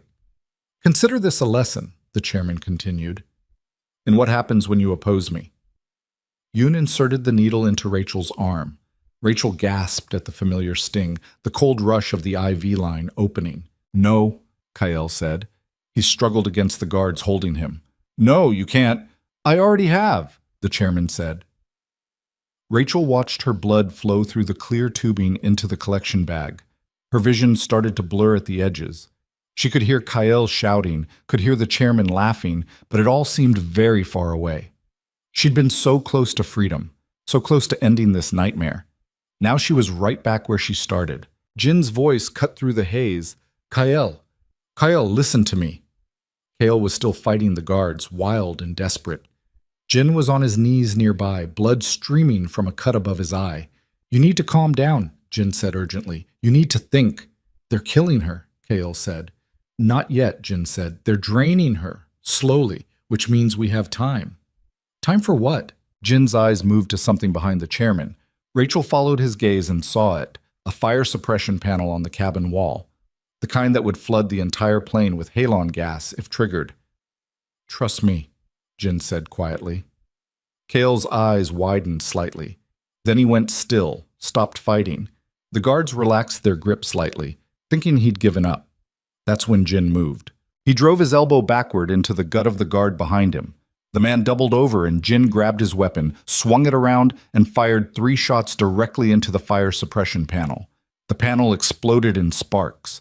Alarms shrieked, red emergency lights flooded the cabin, and then white gas began pouring from vents in the ceiling, thick and choking. People started shouting.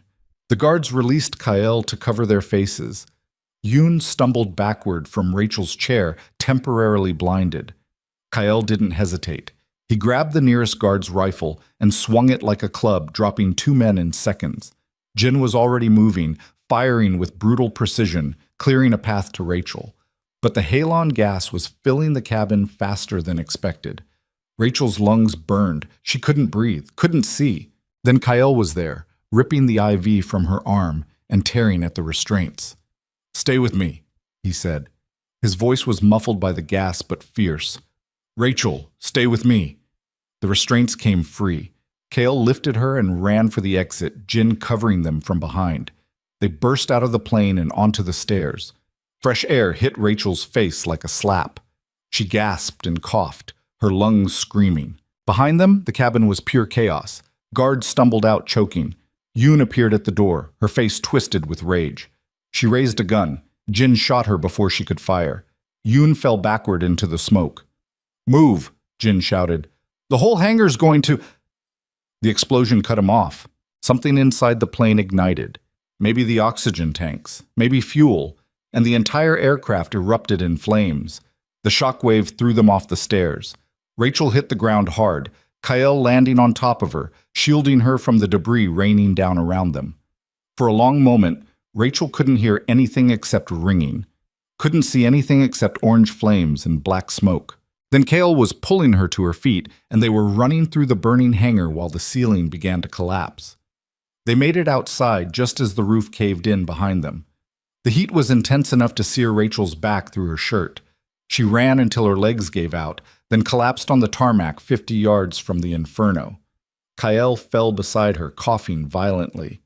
Jin appeared a moment later, his face covered in soot and blood. "Is he dead?" Kyle gasped. "My father, is he—" Jin pointed back at the hangar. Through the flames, Rachel could see the twisted wreckage of the plane. Nothing inside could have survived that heat. "He's dead," Jin said. Kale closed his eyes. His hands were shaking. Rachel sat up slowly, her head spinning. Her arm throbbed where the IV had been. But she was alive. She was free. Then she remembered. "The women," she said. Her voice was hoarse. "The containers. They were still in the hangar." Jin's expression went grim. "I know. We have to—" "Rachel." Jin gripped her shoulder. "We can't. The building's gone." Rachel looked at the flames consuming everything. 12 women. 12 lives she'd been so close to saving. All dead because they'd been seconds too late. "No," Rachel whispered. "No, we were supposed to save them. That's why we came here. That was the point." "The point was surviving," Kyle said quietly. He was staring at the fire with hollow eyes. "And we did." "They didn't." Kyle flinched like she'd slapped him. Sirens wailed in the distance. Fire trucks. Police. They had maybe 2 minutes before the entire area was swarmed with authorities. "We need to move," Jin said. "Now." They dragged themselves to their feet. Rachel's legs felt like they were made of paper. Kyle had to support her as they stumbled back toward the perimeter fence. Behind them, the hangar burned like a funeral pyre. They made it back to the car and Jin drove them away from Teterboro at just under the speed limit, fast enough to escape, slow enough not to draw attention. Rachel sat in the back seat, numb, watching the orange glow fade in the rearview mirror. She'd killed someone tonight. watched 12 others die, failed to save the very people she'd promised herself she'd rescue. And for what? "Where are we going?" she asked. Her voice sounded dead even to her own ears.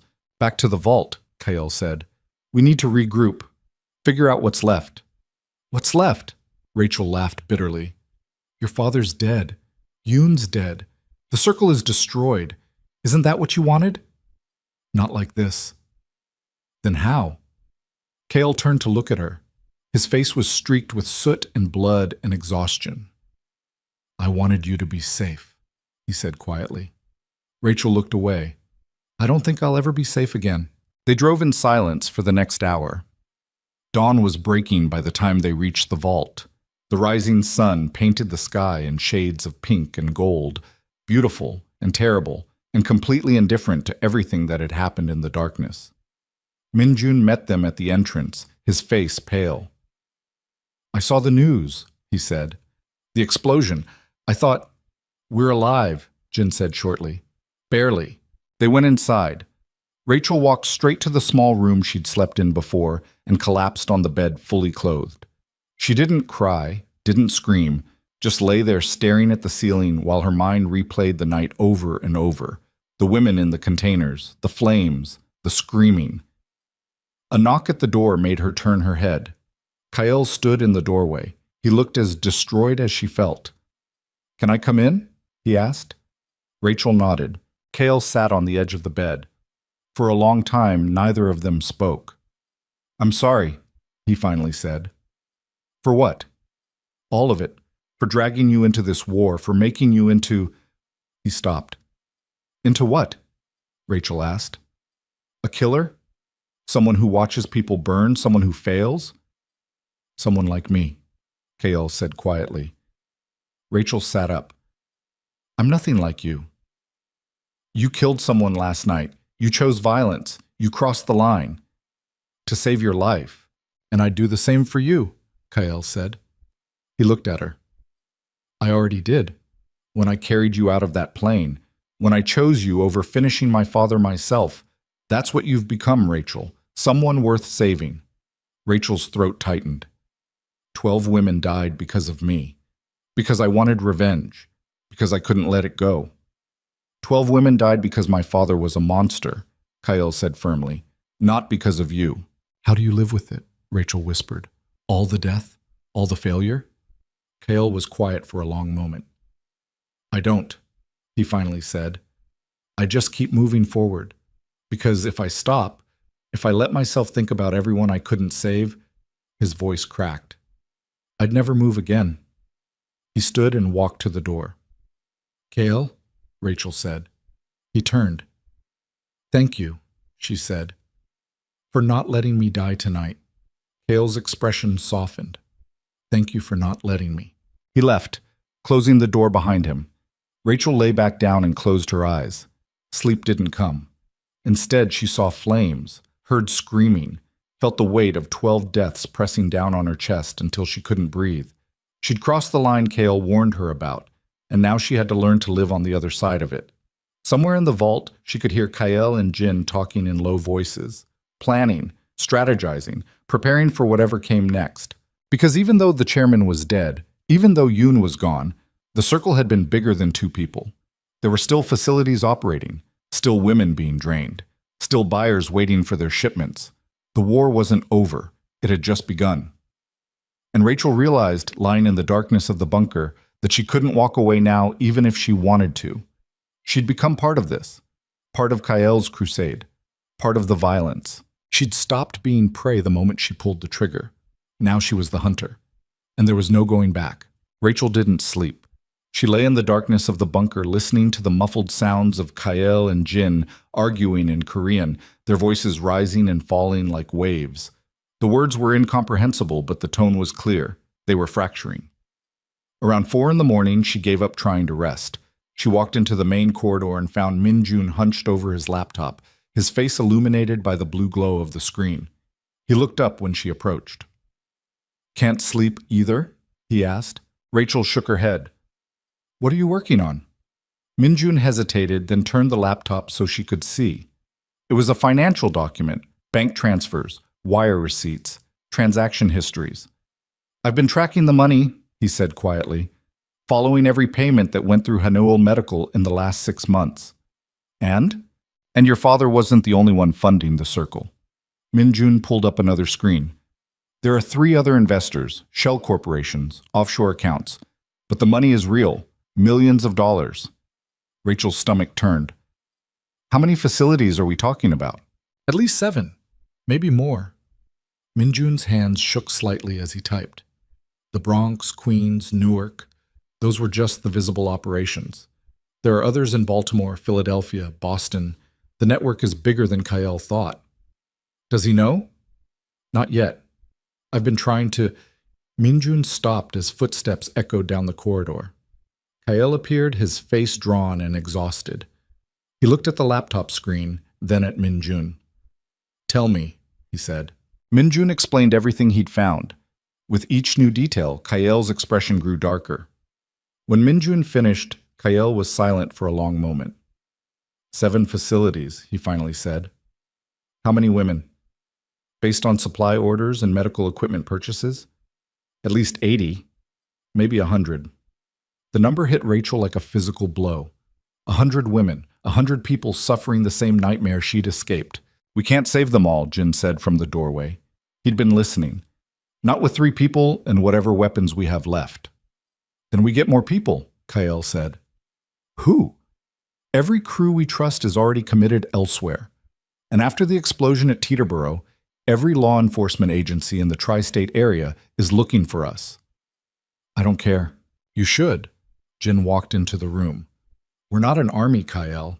We're 3 men and a woman who should be in a hospital, not planning a war. Kale's eyes flashed. Then leave. I'm not asking you to... I'm not leaving, Jin snapped. I'm trying to keep you alive long enough to actually win this. The 2 men stared at each other, the tension thick enough to choke on. Rachel stepped between them. Stop, both of you. They both looked at her. Jin's right, Rachel said. We can't hit 7 facilities at once. We don't have the numbers. We don't have the resources. So what do you suggest? Kyle asked. Rachel looked at the laptop screen, her mind racing. Then something clicked. We don't need to hit all of them, she said slowly. We just need to make them think we are. Kyle's expression shifted. Explain. Your father is dead. Yoon is dead. The circle's leadership is gone. Rachel pointed at the financial documents. But the money is still flowing, which means someone else is running it now. Someone who's probably terrified you're coming for them next. So we use that fear, Jin said, catching on. We make them panic, Rachel continued. We hit one facility, make it loud, make it visible. And when they scramble to protect the others, we take them all down at once, Kyle finished. His eyes were sharp now, focused. Create chaos. Force them to reveal themselves. Minjun pulled up a map showing all 7 facilities. Which one do we hit?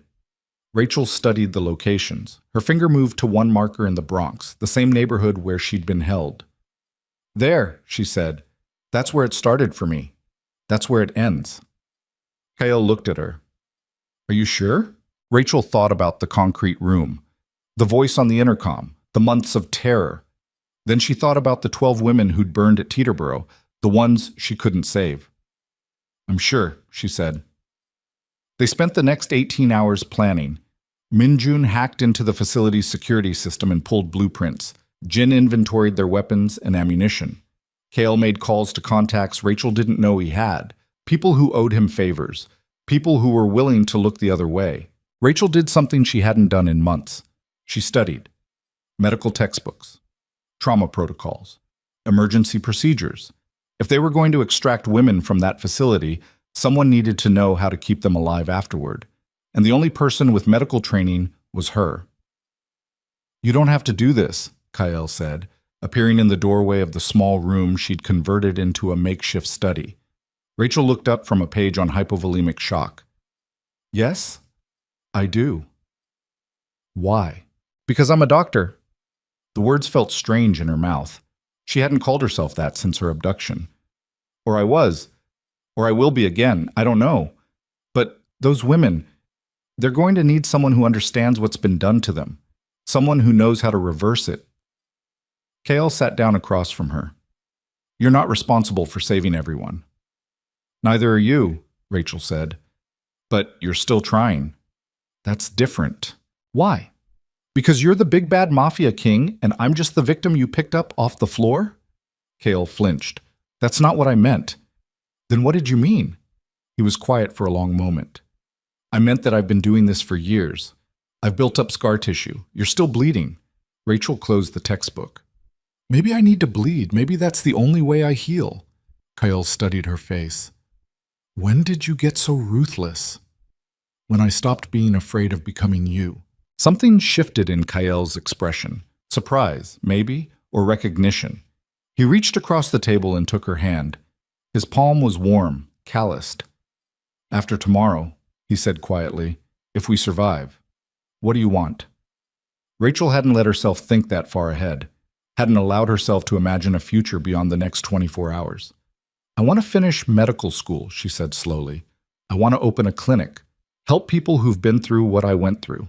That's good, Kyle said. That's good. What about you? Kyle laughed bitterly. I don't know if there's an after for me. This is all I know, violence, revenge, burning things down. You could learn something else. Like what? Like how to build something instead of destroying it. Kale looked at their joined hands. I don't know if I'm capable of that. You saved me, Rachel said.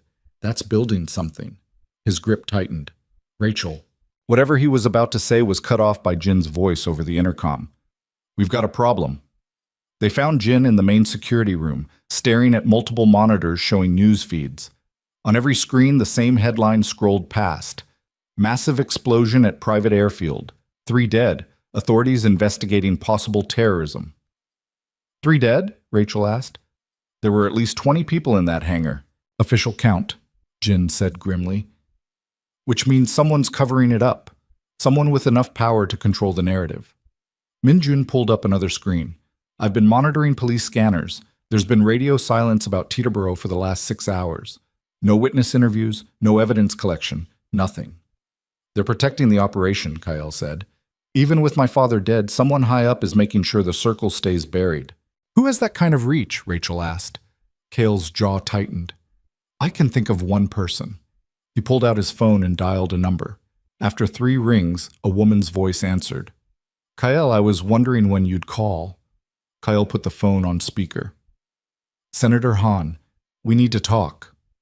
Do we? The woman's voice was cultured, controlled. Because from where I'm sitting, you just bombed a private airfield and killed 3 people. That's not something we talk about. Your investment in Hanol Medical suggests otherwise, Kyle said coldly. There was a pause. I don't know what you're talking about. Shell Corporation registered in Delaware. $15 million transferred over the last 2 years. All of it funding blood trafficking operations across the eastern seaboard. Kyle's voice was lethal. Should I keep going? Another pause, longer this time. What do you want? Senator Hahn asked. I want the locations of every facility still operating. I want the names of everyone involved, and I want you to shut down the coverage of Teterboro. That's asking a lot. You owe me, Kyle said. I kept your name out of the Red Hook investigation 3 years ago. I'd hate to revisit that decision.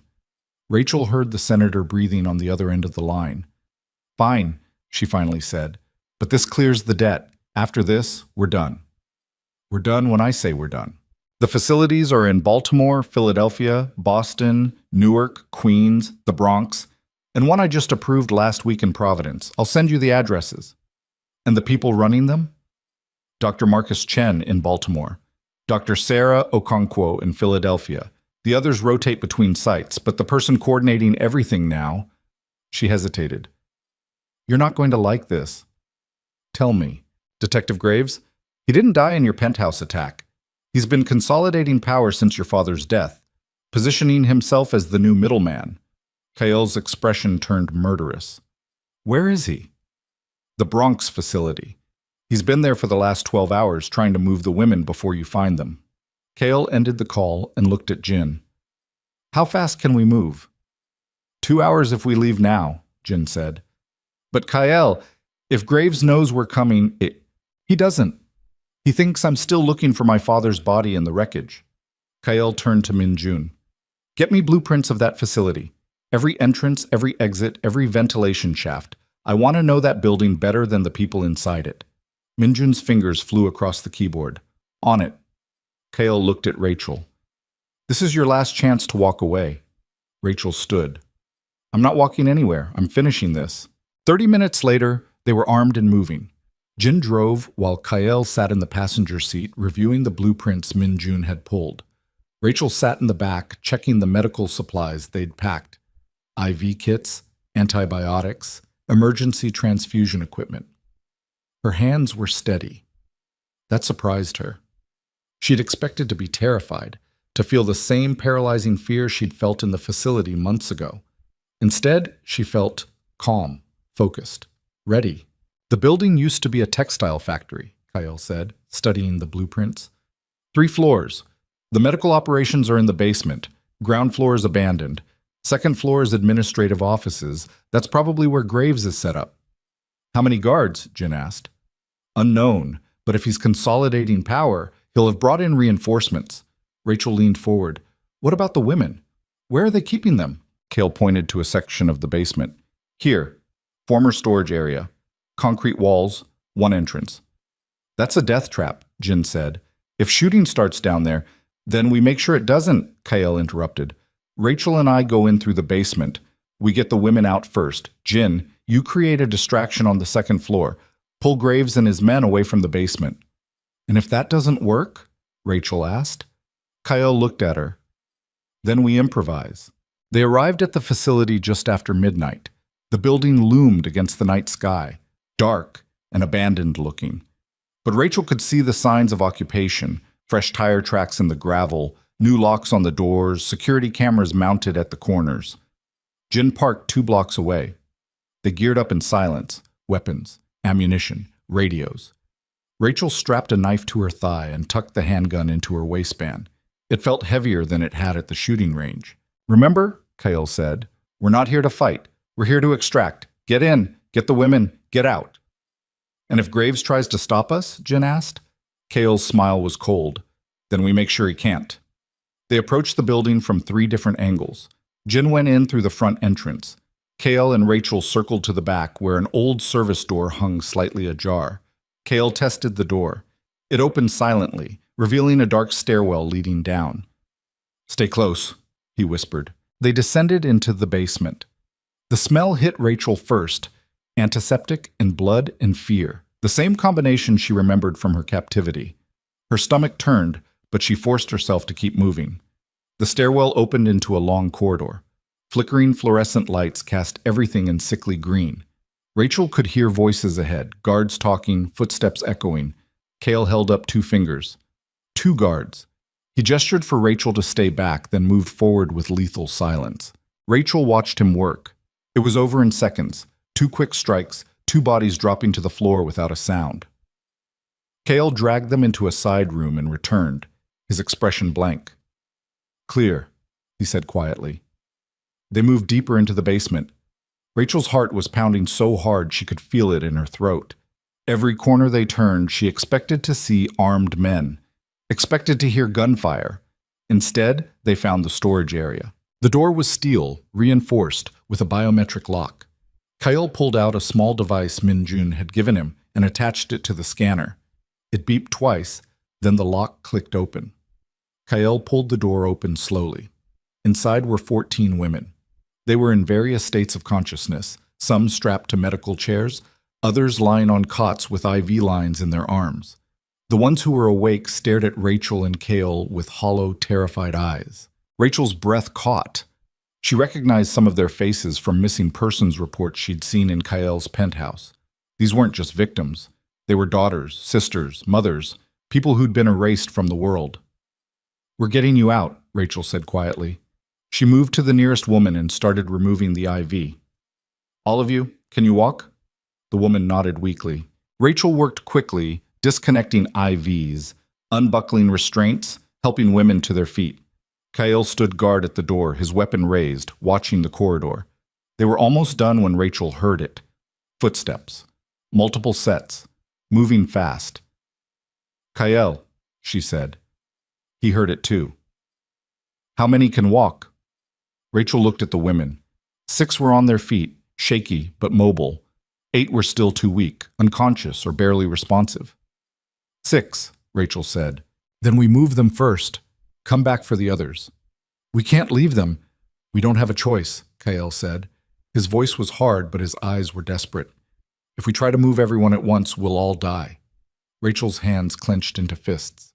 He was right. She hated it, but he was right. Okay, she said. 6 first. They guided the mobile women toward the door. Kael went first, clearing the corridor. Rachel followed with the group, moving as quickly as their weakened states allowed. They'd made it maybe 20 feet when the lights went out. Darkness dropped like a hammer. Rachel froze, her hand on the shoulder of the woman in front of her. Then Kael's voice came through the darkness, calm and controlled. Don't move. Don't make a sound. Rachel held her breath. She could hear movement somewhere ahead, boots on concrete, weapons being readied. A flashlight beam cut through the darkness. Then another. Then 6 more. They were surrounded. Well, well, a familiar voice said, Gus. Kael Mean, I was hoping you'd show up. Detective Graves stepped into the light. He looked different than he had in Midtown, harder, more confident. He was flanked by armed men, at least a dozen of them, all pointing weapons at Kael's group. Graves, Kael said. His voice was deadly calm. You're supposed to be dead. Funny. I was thinking the same about you. Graves gestured with his gun. Drop your weapons. All of them. Kael didn't move. You're outnumbered. Am I? Graves smiled. Because from where I'm standing, I've got 12 guns pointed at you and 6 terrified women who can barely stand. Seems like I'm doing fine. Rachel's mind raced. They were trapped. The corridor behind them led back to the storage room, a dead end. The corridor ahead was blocked by Graves and his men. Let the women go, Kael said. Your fight is with me. My fight is with anyone who threatens my operation, Graves said. And right now, that's you. He looked at Rachel. And her, the one who got away. Rachel met his eyes without flinching. I'm not afraid of you. You should be. Graves raised his gun and aimed it directly at her face. You cost me a lot of money. The chairman paid me $50,000 for your delivery. Then you escaped and I had to refund him. That's not how I do business. Your business is slavery, Rachel said. And it's over. Graves laughed. Over? Sweetheart, we're just getting started. With the chairman dead and Yoon gone, there's a power vacuum. Someone needs to fill it. Might as well be me. Not happening, Kael said. No? Graves gestured to his men. Kill him. Everything happened at once. Kael dove sideways, pulling Rachel with him. Gunfire erupted, deafening in the enclosed space. Rachel hit the ground hard, her ears ringing. Then Jin's voice crackled through the radio. Distraction incoming. An explosion rocked the building from above. The lights flickered back on, then off again. Graves's men stumbled, momentarily disoriented. Kael moved like lightning. He fired 3 shots. 3 men dropped. Rachel scrambled backward, pushing the women behind her, trying to shield them with her body. More gunfire. The corridor filled with smoke and noise. Rachel couldn't see Kael anymore. Couldn't see anything except muzzle flashes and shadows. Then someone grabbed her arm. She spun, raising her gun, and found herself face to face with one of the women she'd freed, a girl maybe 20 years old with terrified eyes. Help me, the girls whispered. Rachel looked past her and saw Graves moving through the smoke, his gun raised, searching for Kael. Rachel made a decision. She stood, aimed, and fired.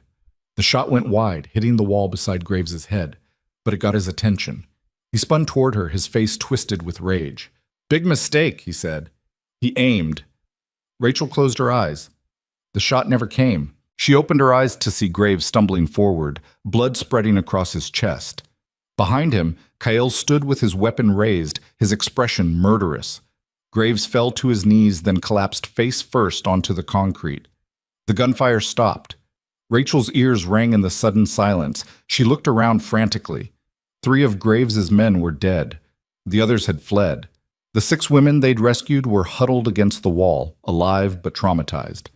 Rachel, Kael said. She turned. Kael was bleeding from a wound in his shoulder, but his eyes were focused on her. Are you hurt? He asked. Rachel shook her head. The others, we need to go back for the others. Jin's already... Another explosion from above cut him off. This one was bigger, closer. The ceiling cracked. Dust and debris rained down. We need to move, Kael said. Now. The building's not stable. But the women... Jin has them. He's bringing them up through the north stairwell. We meet him at the extraction point. Rachel wanted to argue, wanted to go back herself, make sure every single person made it out. But Kael was right. If they stayed, they'd all die. She helped the 6 women to their feet and they ran. The building groaned around them, steel beams bending, concrete crumbling. Rachel's lungs burned. Her legs screamed in protest. But she kept moving, kept pushing forward. They burst out of the basement and into the ground floor. Through the broken windows, Rachel could see Jin's van pulling up outside. Go, Kael shouted. Get them in the van. Rachel guided the women outside. Jin was already there, helping another group, 8 more women, the ones from the storage room. He'd gotten them out. Everyone in, Jin ordered. The women climbed into the van. Rachel counted them frantically. 14. All of them accounted for. She turned to go back for Kael. That's when the gunshot rang out. Rachel spun around. Through the smoke pouring from the building's entrance, she saw Kael stumble backward. Blood bloomed across his chest. Too much blood, spreading too fast. He fell to his knees, and Detective Graves emerged from the smoke behind him, gun raised, bleeding, but alive. Should have made sure I was dead, Graves gasped. He aimed at Kael's head. Rachel didn't think. She grabbed the handgun from her waistband, raised it with both hands the way Kael had taught her, and fired. The recoil jolted through her arms. The shot hit Graves in the throat. He dropped. This time, he didn't get back up. Rachel ran to Kael. He was conscious, but his breathing was labored, wet-sounding. The bullet had hit his chest, maybe pierced a lung. Jin, Rachel screamed. Get the medical kit, now! Jin was already moving. He pulled the kit from the van and brought it to Rachel. Her hands shook as she ripped open Kael's shirt. The wound was bad, sucking chest wound, blood bubbling with each breath. If she didn't seal it, his lung would collapse completely. Stay with me, she said. Her voice was steady, even though her hands weren't. Kael, look at me. Stay with me. Kael's eyes found hers. Rachel, don't talk. Save your strength.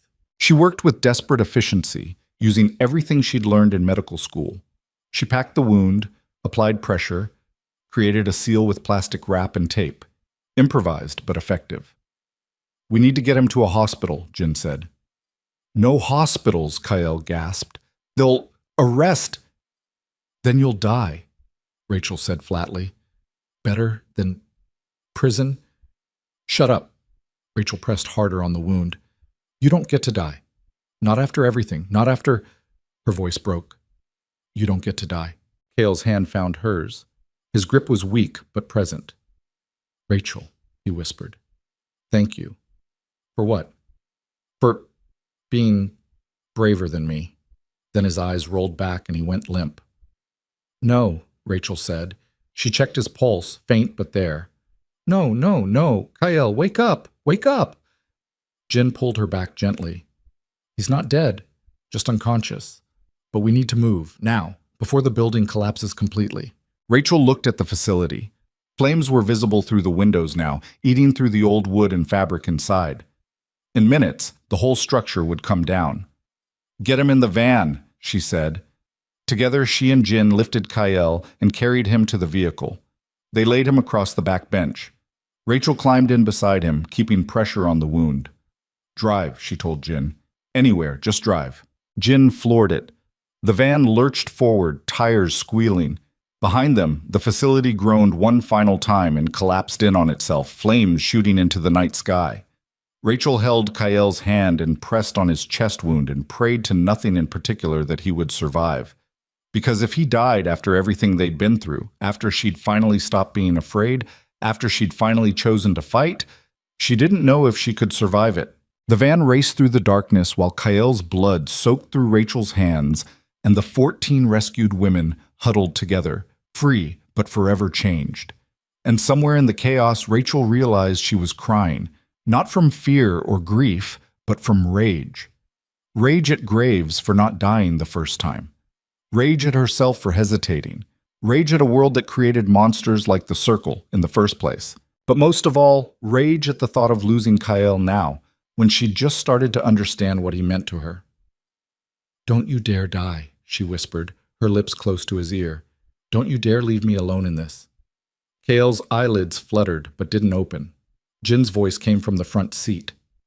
"There's a clinic, 40 minutes north, underground. They don't ask questions." "Will he last that long?" Rachel asked. Jin met her eyes in the rearview mirror. "He has to." Rachel looked down at Kale's pale face, at the blood still seeping between her fingers despite the pressure she was applying. "Hold on," she whispered. "Please, just hold on." The van flew through the night, carrying its cargo of broken survivors toward an uncertain dawn. And Rachel held Kale's hand and refused to let go, because if she let go, if she stopped fighting for even 1 second, she knew exactly what would happen. She'd lose him, and she couldn't survive that. Not now, not after everything. So she held on with blood-slicked hands and shaking arms and a heart that beat with only one rhythm. Live, live, live. The clinic was exactly what Jin had promised. Underground, anonymous, and staffed by people who'd learned long ago not to ask questions. Rachel watched the doctor work on Kyle with steady hands and clinical detachment, extracting the bullet, repairing the damaged lung tissue, stitching layers of muscle and skin back together with the precision of someone who'd done this 100 times before. She stood in the corner of the small operating room, her clothes still soaked with Kyle's blood, and didn't move. Couldn't move. If she moved, if she looked away even for a second, she was certain he would die. "He's stable," the doctor finally said. She was in her 50s, gray-haired, with the kind of face that had seen too much suffering to be shocked by anything. "The lung is repaired. No major vessels were hit. He got lucky." Rachel's knees nearly gave out. "He's going to live? If infection doesn't set in, yes." The doctor stripped off her gloves. "But he needs rest. Real rest. Not whatever war you people are fighting." Jin stepped forward. "How long before he can move?" 2 weeks minimum. 4 would be better." "We don't have 4 weeks." The doctor's expression hardened. "Then you don't have a patient. Your choice." She left the room. Rachel moved to Kyle's bedside and looked down at his unconscious face. He was pale, his breathing shallow but steady. Alive. "The women," Rachel said without looking at Jin. "Where are they?" "Safe house in Queens. Minjun's with them. They're getting medical attention, food, clean clothes." Jin paused. "What they need after that, that's going to take more than we can give them." Rachel knew he was right. She'd lived through the same trauma these women were experiencing now. She knew the nightmares didn't end just because you escaped the physical prison. The real cage was in your head, and no amount of medical care could unlock it. "I want to talk to them," Rachel said. "You need rest too." "I need to see them." Rachel's voice was firm. "They need to know what happens next. They need to know they're not alone." Jin studied her face for a moment, then nodded. "Tomorrow, after you've slept." But Rachel didn't sleep. She sat beside Kyle's bed through the night, watching his chest rise and fall, listening to the steady beep of the heart monitor. Every time his breathing hitched, every time the rhythm changed even slightly, her own heart stopped. Around dawn, his eyes opened. Rachel leaned forward. "Hey." Kyle blinked slowly, trying to focus. His voice when he spoke was rough, barely above a whisper. We got them all," Rachel said. 14 women, all safe. The facility is destroyed." Kale's eyes closed again. "Graves?" "Dead. I made sure this time." Something that might have been a smile crossed Kyle's face. "You're getting good at this. Don't talk. You need to rest." "Rachel." Kale's hand moved weakly toward hers. She took it, his fingers cold against her palm. "I need to tell you later, when you're stronger." "No, now." Kale's eyes opened again, more focused this time. "In case there is no later." Rachel's throat tightened. "There will be," the doctor said. "Listen." Kale's grip tightened slightly. "When I saw you in Grand Central, I thought I'd found proof. Proof I'd failed. Proof the nightmare wasn't over." Rachel waited, not trusting her voice. "But you weren't proof of my failure." Kyle's breathing was labored, but his words were clear. You were proof that someone could survive it, could come out stronger. I'm not stronger, Rachel said. I'm broken. We're both broken. Kael's thumb traced across her knuckles. But we're still here, still fighting. That's what matters. Rachel felt tears burning her eyes. You don't get to die. Not after making me care about you. Not planning to die. Kael's smile was faint but real. Too stubborn. Good. Because I need you to keep being stubborn for a very long time. Kael's eyes started to close again. Stay? I'm not going anywhere, Rachel said. She held his hand while he drifted back into unconscious sleep, and this time when he woke, it wouldn't be to violence or chaos or the sound of gunfire. It would be to something resembling peace, or at least the closest thing to peace people like them could find. 3 days later, Rachel finally went to see the women they'd rescued. The safe house was a converted warehouse in an industrial section of Queens, nondescript on the outside, but inside it had been transformed into something almost comfortable. Beds, clean bathrooms, a kitchen stocked with real food. Minjun met her at the door. He looked exhausted but relieved. They're in the main room, he said. Some are sleeping. Others are, I don't know, existing, I guess. Rachel walked inside and found herself facing 14 women in various states of physical and emotional trauma. Some sat on beds staring at nothing. Others clustered together in small groups, talking in low voices. A few looked up when Rachel entered. One of them, the young girl who'd asked Rachel for help in the corridor, stood and walked over. You came back, the girl said. I promised I would. The girl's eyes filled with tears. I thought, when you didn't come right away, I thought you'd forgotten about us. Rachel felt something crack inside her chest. I could never forget you, any of you. She spent the next 4 hours talking to each woman individually, learning their names, their stories, the lives they'd been stolen from. Some had been missing for weeks, others for months. One had been gone for almost a year. What happens to us now? Asked a woman named Sarah. She was older, maybe 35, with haunted eyes and scars on her arms that looked identical to Rachel's. Rachel took a breath. That's up to you. But I can tell you what I'm going to do. I'm going back to medical school. I'm going to finish my degree, and then I'm going to open a clinic specifically for survivors, people who've been through what we've been through. You were one of them? Sarah asked. One of us? Rachel pulled back her sleeve, showing the needle scars. Then she pushed her hair aside, revealing the burn mark on her cheek. I was in the Bronx facility for 6 months, Rachel said quietly. I know what they did to you. I know what it feels like to be drained until you're too weak to fight. I know the nightmares. I know all of it.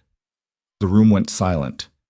14 women stared at Rachel with expressions that shifted from shock to recognition to something that looked almost like hope. How did you survive? Someone asked. Rachel thought about Grand Central Terminal, about collapsing into Kael's arms, about the months of violence and fear and slowly learning to fight back. I got angry, she said. I stopped being afraid, and I got angry. And I used that anger to fuel everything else, getting stronger, learning to protect myself, making sure what happened to me never happens to anyone else. Is that enough? Sarah asked. Just being angry?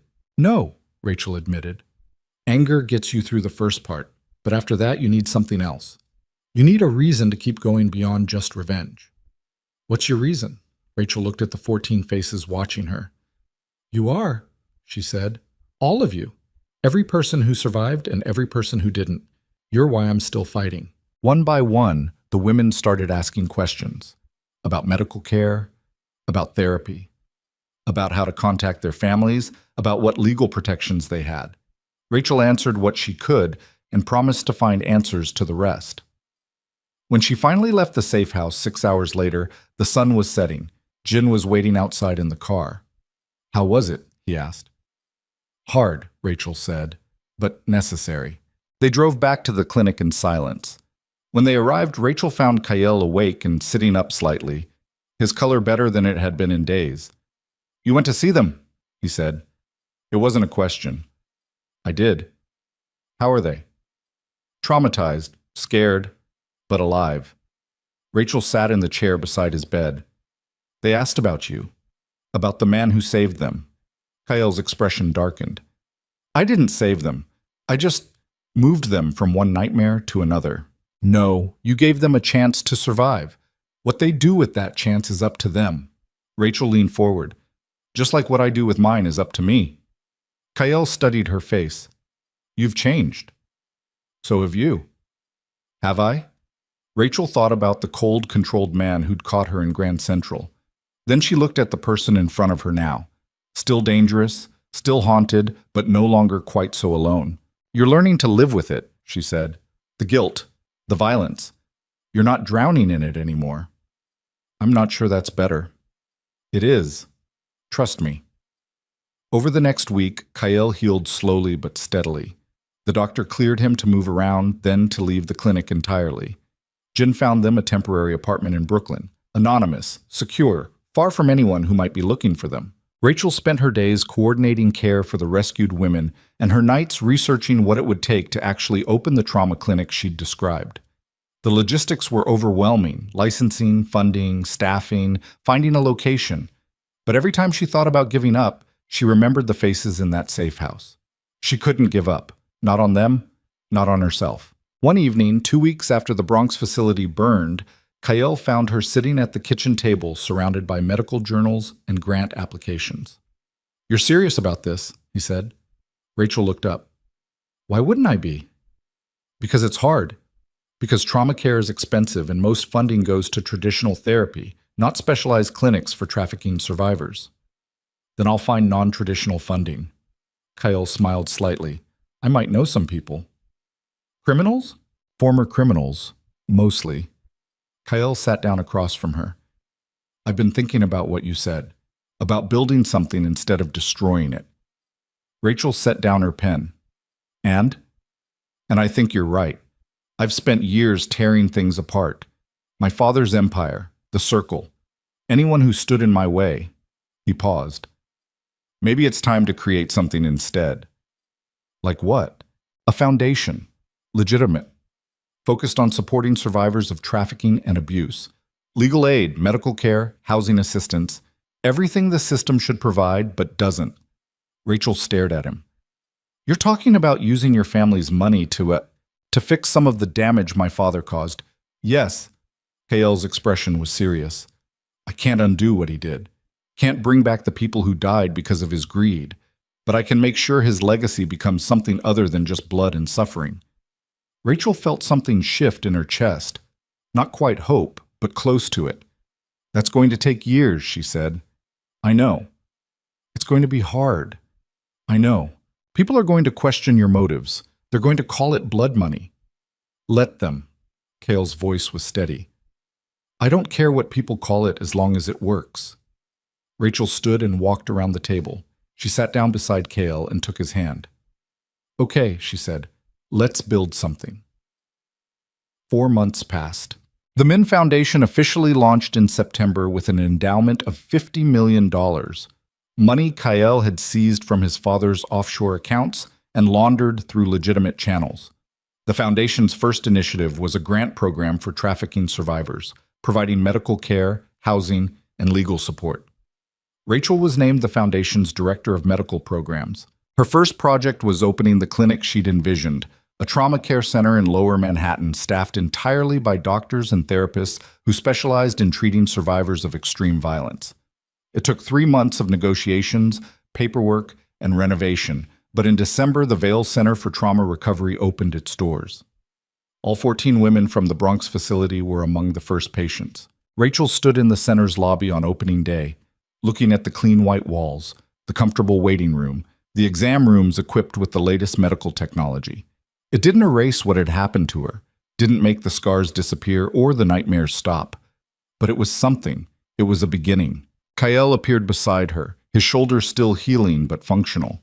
He'd been working 18-hour days getting the foundation operational, and it showed in the exhaustion carved into his features. You did it, he said quietly. We did it, Rachel corrected. They stood in silence for a moment, watching staff members prepare for the first appointments. Do you ever think about going back, Rachel asked, to the way things were before? Before Grand Central? Before all of it. Before your sister died. Before your father built his empire. Kael was quiet for a long moment. Every day. But I can't go back. None of us can. We can only move forward. Is this moving forward? Building clinics and foundations? I don't know. Kael looked at her. Does it feel like it? Rachel thought about the 14 women who would walk through these doors seeking help, about the hundreds more who would come after them, about the small, incremental changes that might actually save lives. Yeah, she said. It does. That night, Kael took Rachel to dinner at a small restaurant in the West Village. It was the first time they'd been out in public together without constantly looking over their shoulders, and Rachel found herself almost relaxed. I need to tell you something, Kael said over dessert. Rachel's stomach tightened. That sounds ominous. It's not. Or, I don't think it is. Kael set down his fork. I'm leaving New York. Rachel's heart stopped. What? Not forever, just for a while. There are trafficking operations in other cities that need to be shut down. Baltimore, Philadelphia, Boston. I can't do that from here. So you're going back to it. The violence? The war. I'm finishing what we started, Kael said. Making sure the circle is destroyed completely. Not just in New York, but everywhere. Rachel felt something cold settle in her chest. And what happens to us? Kael reached across the table and took her hand. That depends on what you want. I want you to stay, Rachel said. Her voice was steadier than she felt. I want you to choose peace instead of war. I want that too, Kael said. But I can't stop fighting. Not yet. Not while there are still women being drained in basements across the country. Rachel pulled her hand back. So this is it? You're just leaving? I'm asking you to wait for me, Kael said. To give me time to finish this. And then he stopped. Then what? Then I'll come back and we'll build something together, not just a foundation, a life. Rachel stared at him, trying to process what he was saying. Part of her wanted to scream at him for choosing violence over her. Part of her understood exactly why he couldn't stop, because she felt the same pull, the same need to keep fighting until every last trace of the circle was burned to ash. How long? She asked. A year. Maybe less. And you'll come back? I promise. Rachel looked into Kael's eyes and saw the truth there. He meant it. But she also saw the exhaustion, the guilt, the bone-deep need to atone for his father's sins. Okay, she said quietly. 1 year. But you check in every week. You let me know you're alive. I will. And when you come back, Rachel's voice cracked. When you come back, you're done. No more wars, no more burning things down. Kyle smiled. Deal. They finished dinner and walked through the city streets, hand in hand, not talking. When they reached Rachel's apartment, Kael pulled her close and kissed her. Not with the desperate urgency of their previous kisses, but with something slower, deeper. A promise. I love you, he said when they broke apart. Rachel's breath caught. You've never said that before. I know. I should have. Kael's hand cupped her face, his thumb tracing the scar on her cheek. I've loved you since the moment you stopped being afraid, since you chose to fight instead of run. Rachel felt tears burning her eyes. I love you too, even though you're a stubborn, self-destructive idiot who can't let go of the past. Kael laughed, a real laugh, the kind Rachel hadn't heard from him in months. I'll work on that, he said. You better. He kissed her again, and Rachel tried to memorize everything about this moment, the way his hands felt against her skin, the sound of his breathing, the taste of coffee on his lips. Because tomorrow he would leave, and she wouldn't see him again for a year. Tomorrow, she would go back to being alone. But tonight, just for tonight, they had each other. Kael left the next morning before dawn. Rachel woke to find a note on her pillow and an envelope on the kitchen counter. The note was short. Thank you for saving me. The envelope contained a check for $2 million made out to the Vail Center for Trauma Recovery. Rachel sat at the kitchen table and cried for the first time since the night in the bunker. Then she got up, washed her face, and went to work. The months that followed were brutal. Rachel threw herself into the clinic with single-minded focus, working 16-hour days, seeing patients, training staff, expanding services. The Vale Center grew from a small clinic to a comprehensive treatment facility with counseling services, legal aid, and a residential program for survivors who had nowhere else to go. Every week, Kyle called. Sometimes the conversations lasted hours, sometimes just minutes, but he always called, and Rachel always answered. He told her about the facilities he'd found in Baltimore, 3 of them, all operating under different names but connected to the same supply chain. About the firefight in Philadelphia that had left him with a knife wound across his ribs. About the women he'd rescued in Boston and the detective who'd helped him instead of arresting him. Rachel told him about the clinic's expansion, about Sarah, who'd started working as a peer counselor after 6 months of intensive therapy, about the grant they'd received from a major foundation, about the nights she still woke up sweating from nightmares of concrete rooms and needles. "It gets better," Kyle said during one late-night call. "The nightmares. They don't go away, but they fade." "How long did it take you?" Rachel asked. "I'll let you know when it happens." Rachel laughed despite herself. 10 months after Kyle left, Rachel received a call from an unknown number. She almost didn't answer it, but something made her pick up. "Rachel Vale?" A woman's voice, professional and clipped. "Yes?" "This is Agent Chen with the FBI. I need to speak with you about Kyle Min." Rachel's heart stopped. "What happened? Is he—" "He's alive, but he's in federal custody. He turned himself in this morning." Rachel sat down hard. "What?" "He walked into our field office in Boston and confessed to multiple murders, weapons charges, and organized crime activity spanning the last 3 years." Agent Chen paused.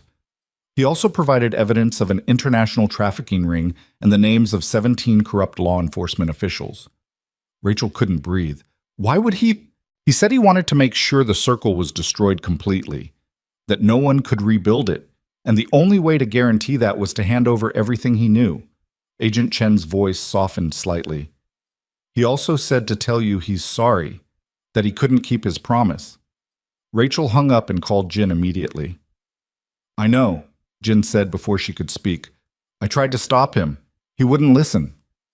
"Where is he?" "Federal Detention Center in Manhattan. But Rachel, he's not getting out. He confessed to everything. He's looking at 20 years minimum." 20 years. Rachel felt like the floor had dropped out from under her. "I need to see him," she said. "They won't let you. Not yet. He's in interrogation." Rachel paced her apartment, her mind racing. Kyle had given himself up, had chosen prison over freedom because it was the only way to ensure the circle could never rebuild. He'd chosen to finish the war, even if it meant destroying himself in the process. It took 3 weeks before Rachel was allowed to visit. She went through security, surrendered her phone and bag, and was led to a small visiting room with a glass partition and a phone system that looked like it belonged in the 80s. Kale appeared on the other side of the glass wearing an orange jumpsuit, his face thinner but his eyes clear. Rachel picked up the phone. "You're an idiot," Kale smiled. "Hello to you too." 20 years, Kale. You're going to prison for 20 years. Probably less. My lawyer thinks 15 with good behavior. That's not better. It's necessary. Kale's expression grew serious. The evidence I gave the FBI, it's going to bring down trafficking operations across 6 states. Corrupt cops, dirty politicians, the whole network. But the only way they'd take it seriously was if I put myself on the line. So you martyred yourself. I took responsibility for my actions. Kale's voice was calm. For everything I've done. Everything my father did. This is the price. Rachel felt tears burning her eyes. I didn't ask you to pay this price. I know, but I had to. Kyle pressed his palm against the glass.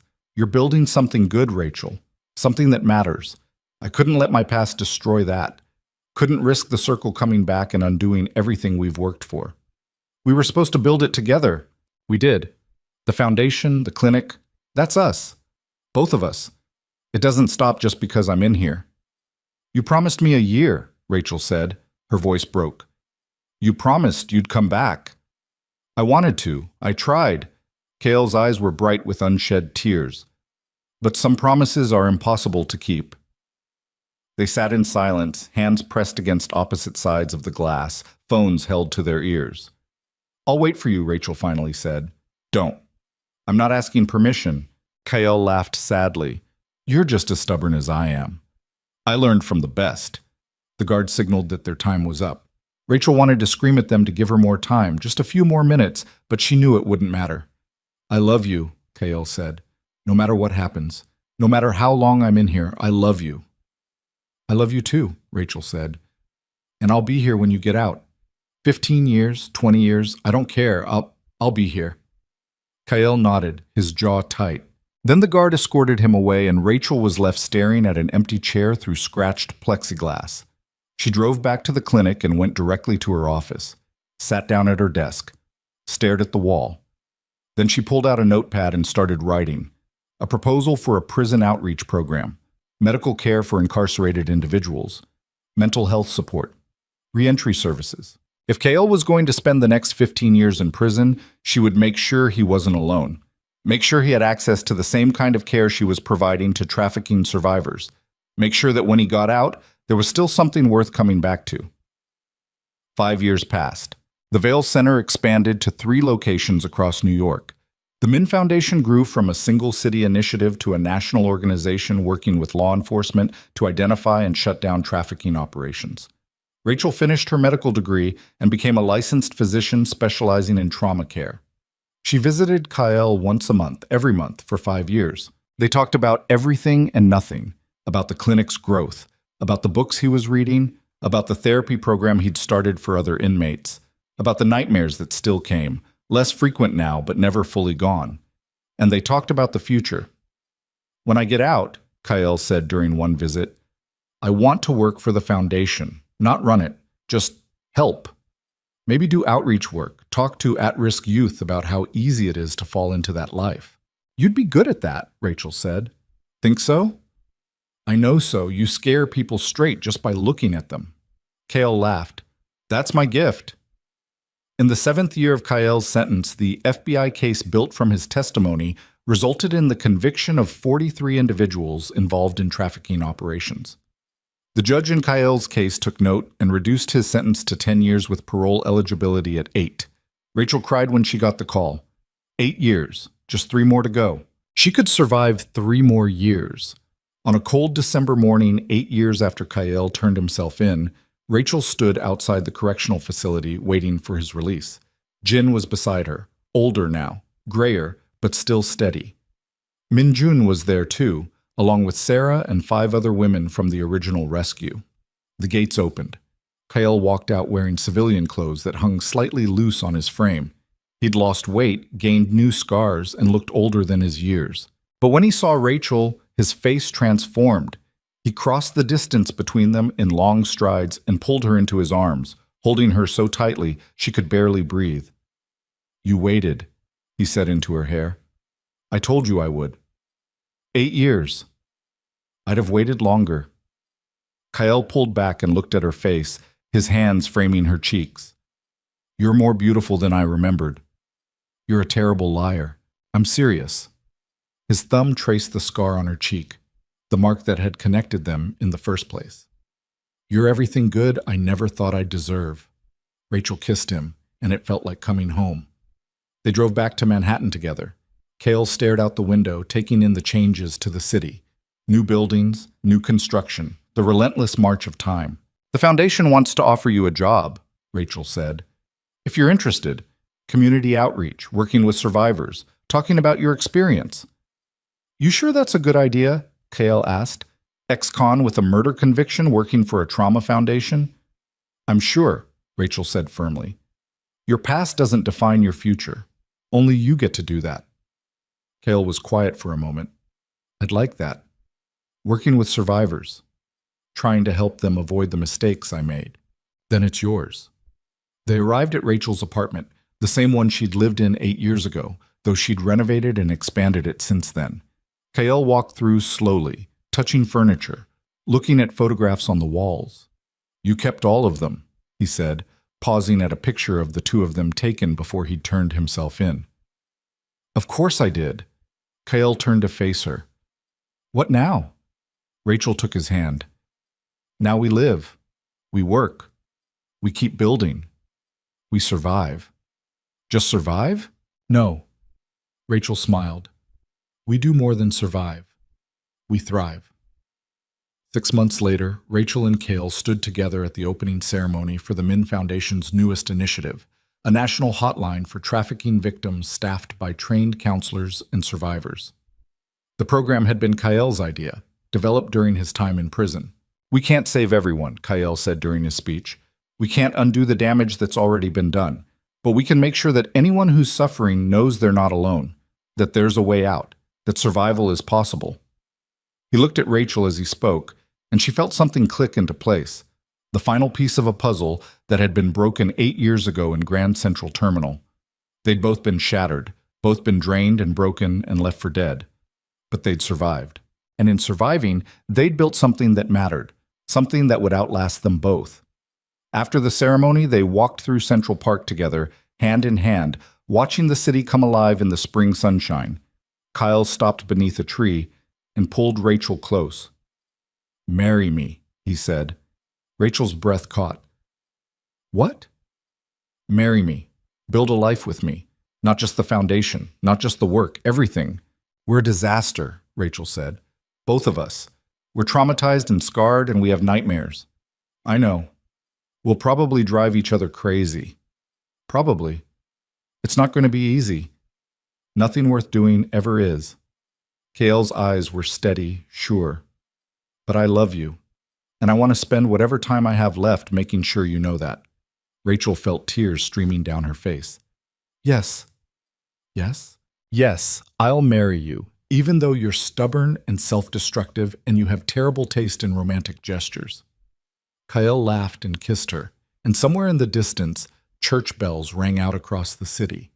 They married 3 months later in a small ceremony at the Vale Center, surrounded by survivors and staff and the people who'd helped them build something from ashes. Jin was Kael's best man. Sarah was Rachel's maid of honor. It wasn't perfect. Rachel still had nightmares. Kael still carried guilt that would never fully disappear. They both bore scars that would never fully heal. But they were alive. They were free. And they were together. 2 years after their wedding, Rachel stood in the main corridor of the Vale Center looking at a plaque on the wall. It listed the names of 47 women who'd been rescued from circle facilities over the past decade. 14 from the Bronx, 12 from Baltimore, 21 from operations across 6 other states. 47 lives saved. It wasn't enough. It would never be enough. There were thousands more still suffering, still trapped, still waiting for someone to find them. But it was something. It was a beginning. Kael appeared beside her, carrying 2 cups of coffee. He handed her one, and they stood together in comfortable silence. "Do you ever regret it?" Rachel asked. "Everything that happened? The choices you made?" Kael thought for a long moment. "I regret the people I couldn't save. I regret the time I lost.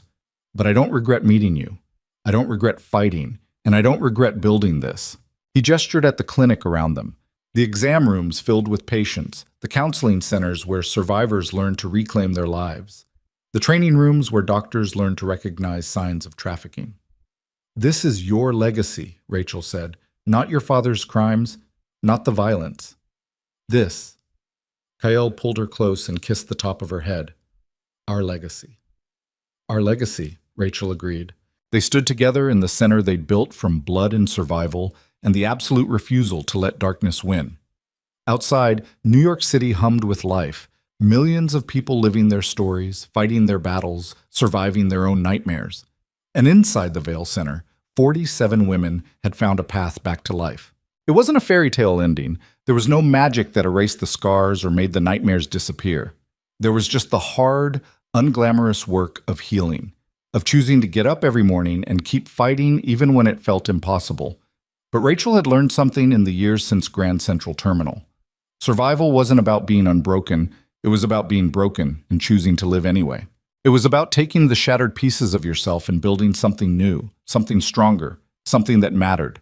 She looked at Kael, the man who'd caught her when she fell, who'd shown her that strength came from choosing to fight back, who'd loved her even when she was at her most broken. "Ready to go home?" he asked. Rachel smiled. "Yeah. Let's go home." They walked out of the clinic together into the winter evening. Snow was starting to fall, covering the city in white, transforming it into something clean and new. And for the first time since that terrible night in June 8 years ago, Rachel felt something she'd thought she'd lost forever. Hope. Not the naive hope of someone who'd never been broken, but the hard-earned hope of someone who'd survived hell and come out the other side with her humanity intact. The kind of hope that understood darkness but chose light anyway. The kind of hope that built trauma centers and foundations and new lives from the ashes of old ones. The kind of hope that said, I was prey once, I was a victim, I was broken and drained and left for dead, but I survived. And in surviving, I became something more than what they tried to make me. I became free. Rachel took Cale's hand as they walked through the snow-covered streets of Manhattan, heading home to the life they'd built together, messy and imperfect and absolutely real. Behind them, the Vale Center's lights glowed warm against the darkness. A beacon for the broken, a promise for the lost, a reminder that survival was possible, that healing was possible, that life after trauma was possible, and that sometimes the people who save you are the ones who are just as broken as you are, but choose to keep fighting anyway. The snow fell softly on the city, covering everything in white, and Rachel Vale, survivor, doctor, warrior, walked into her future with her hand in Kael's, knowing that whatever came next, they would face it together, not as victim and savior, but as two people who'd found each other in the darkness and chosen to build something that mattered in the light. And that was enough. It was more than enough. It was everything.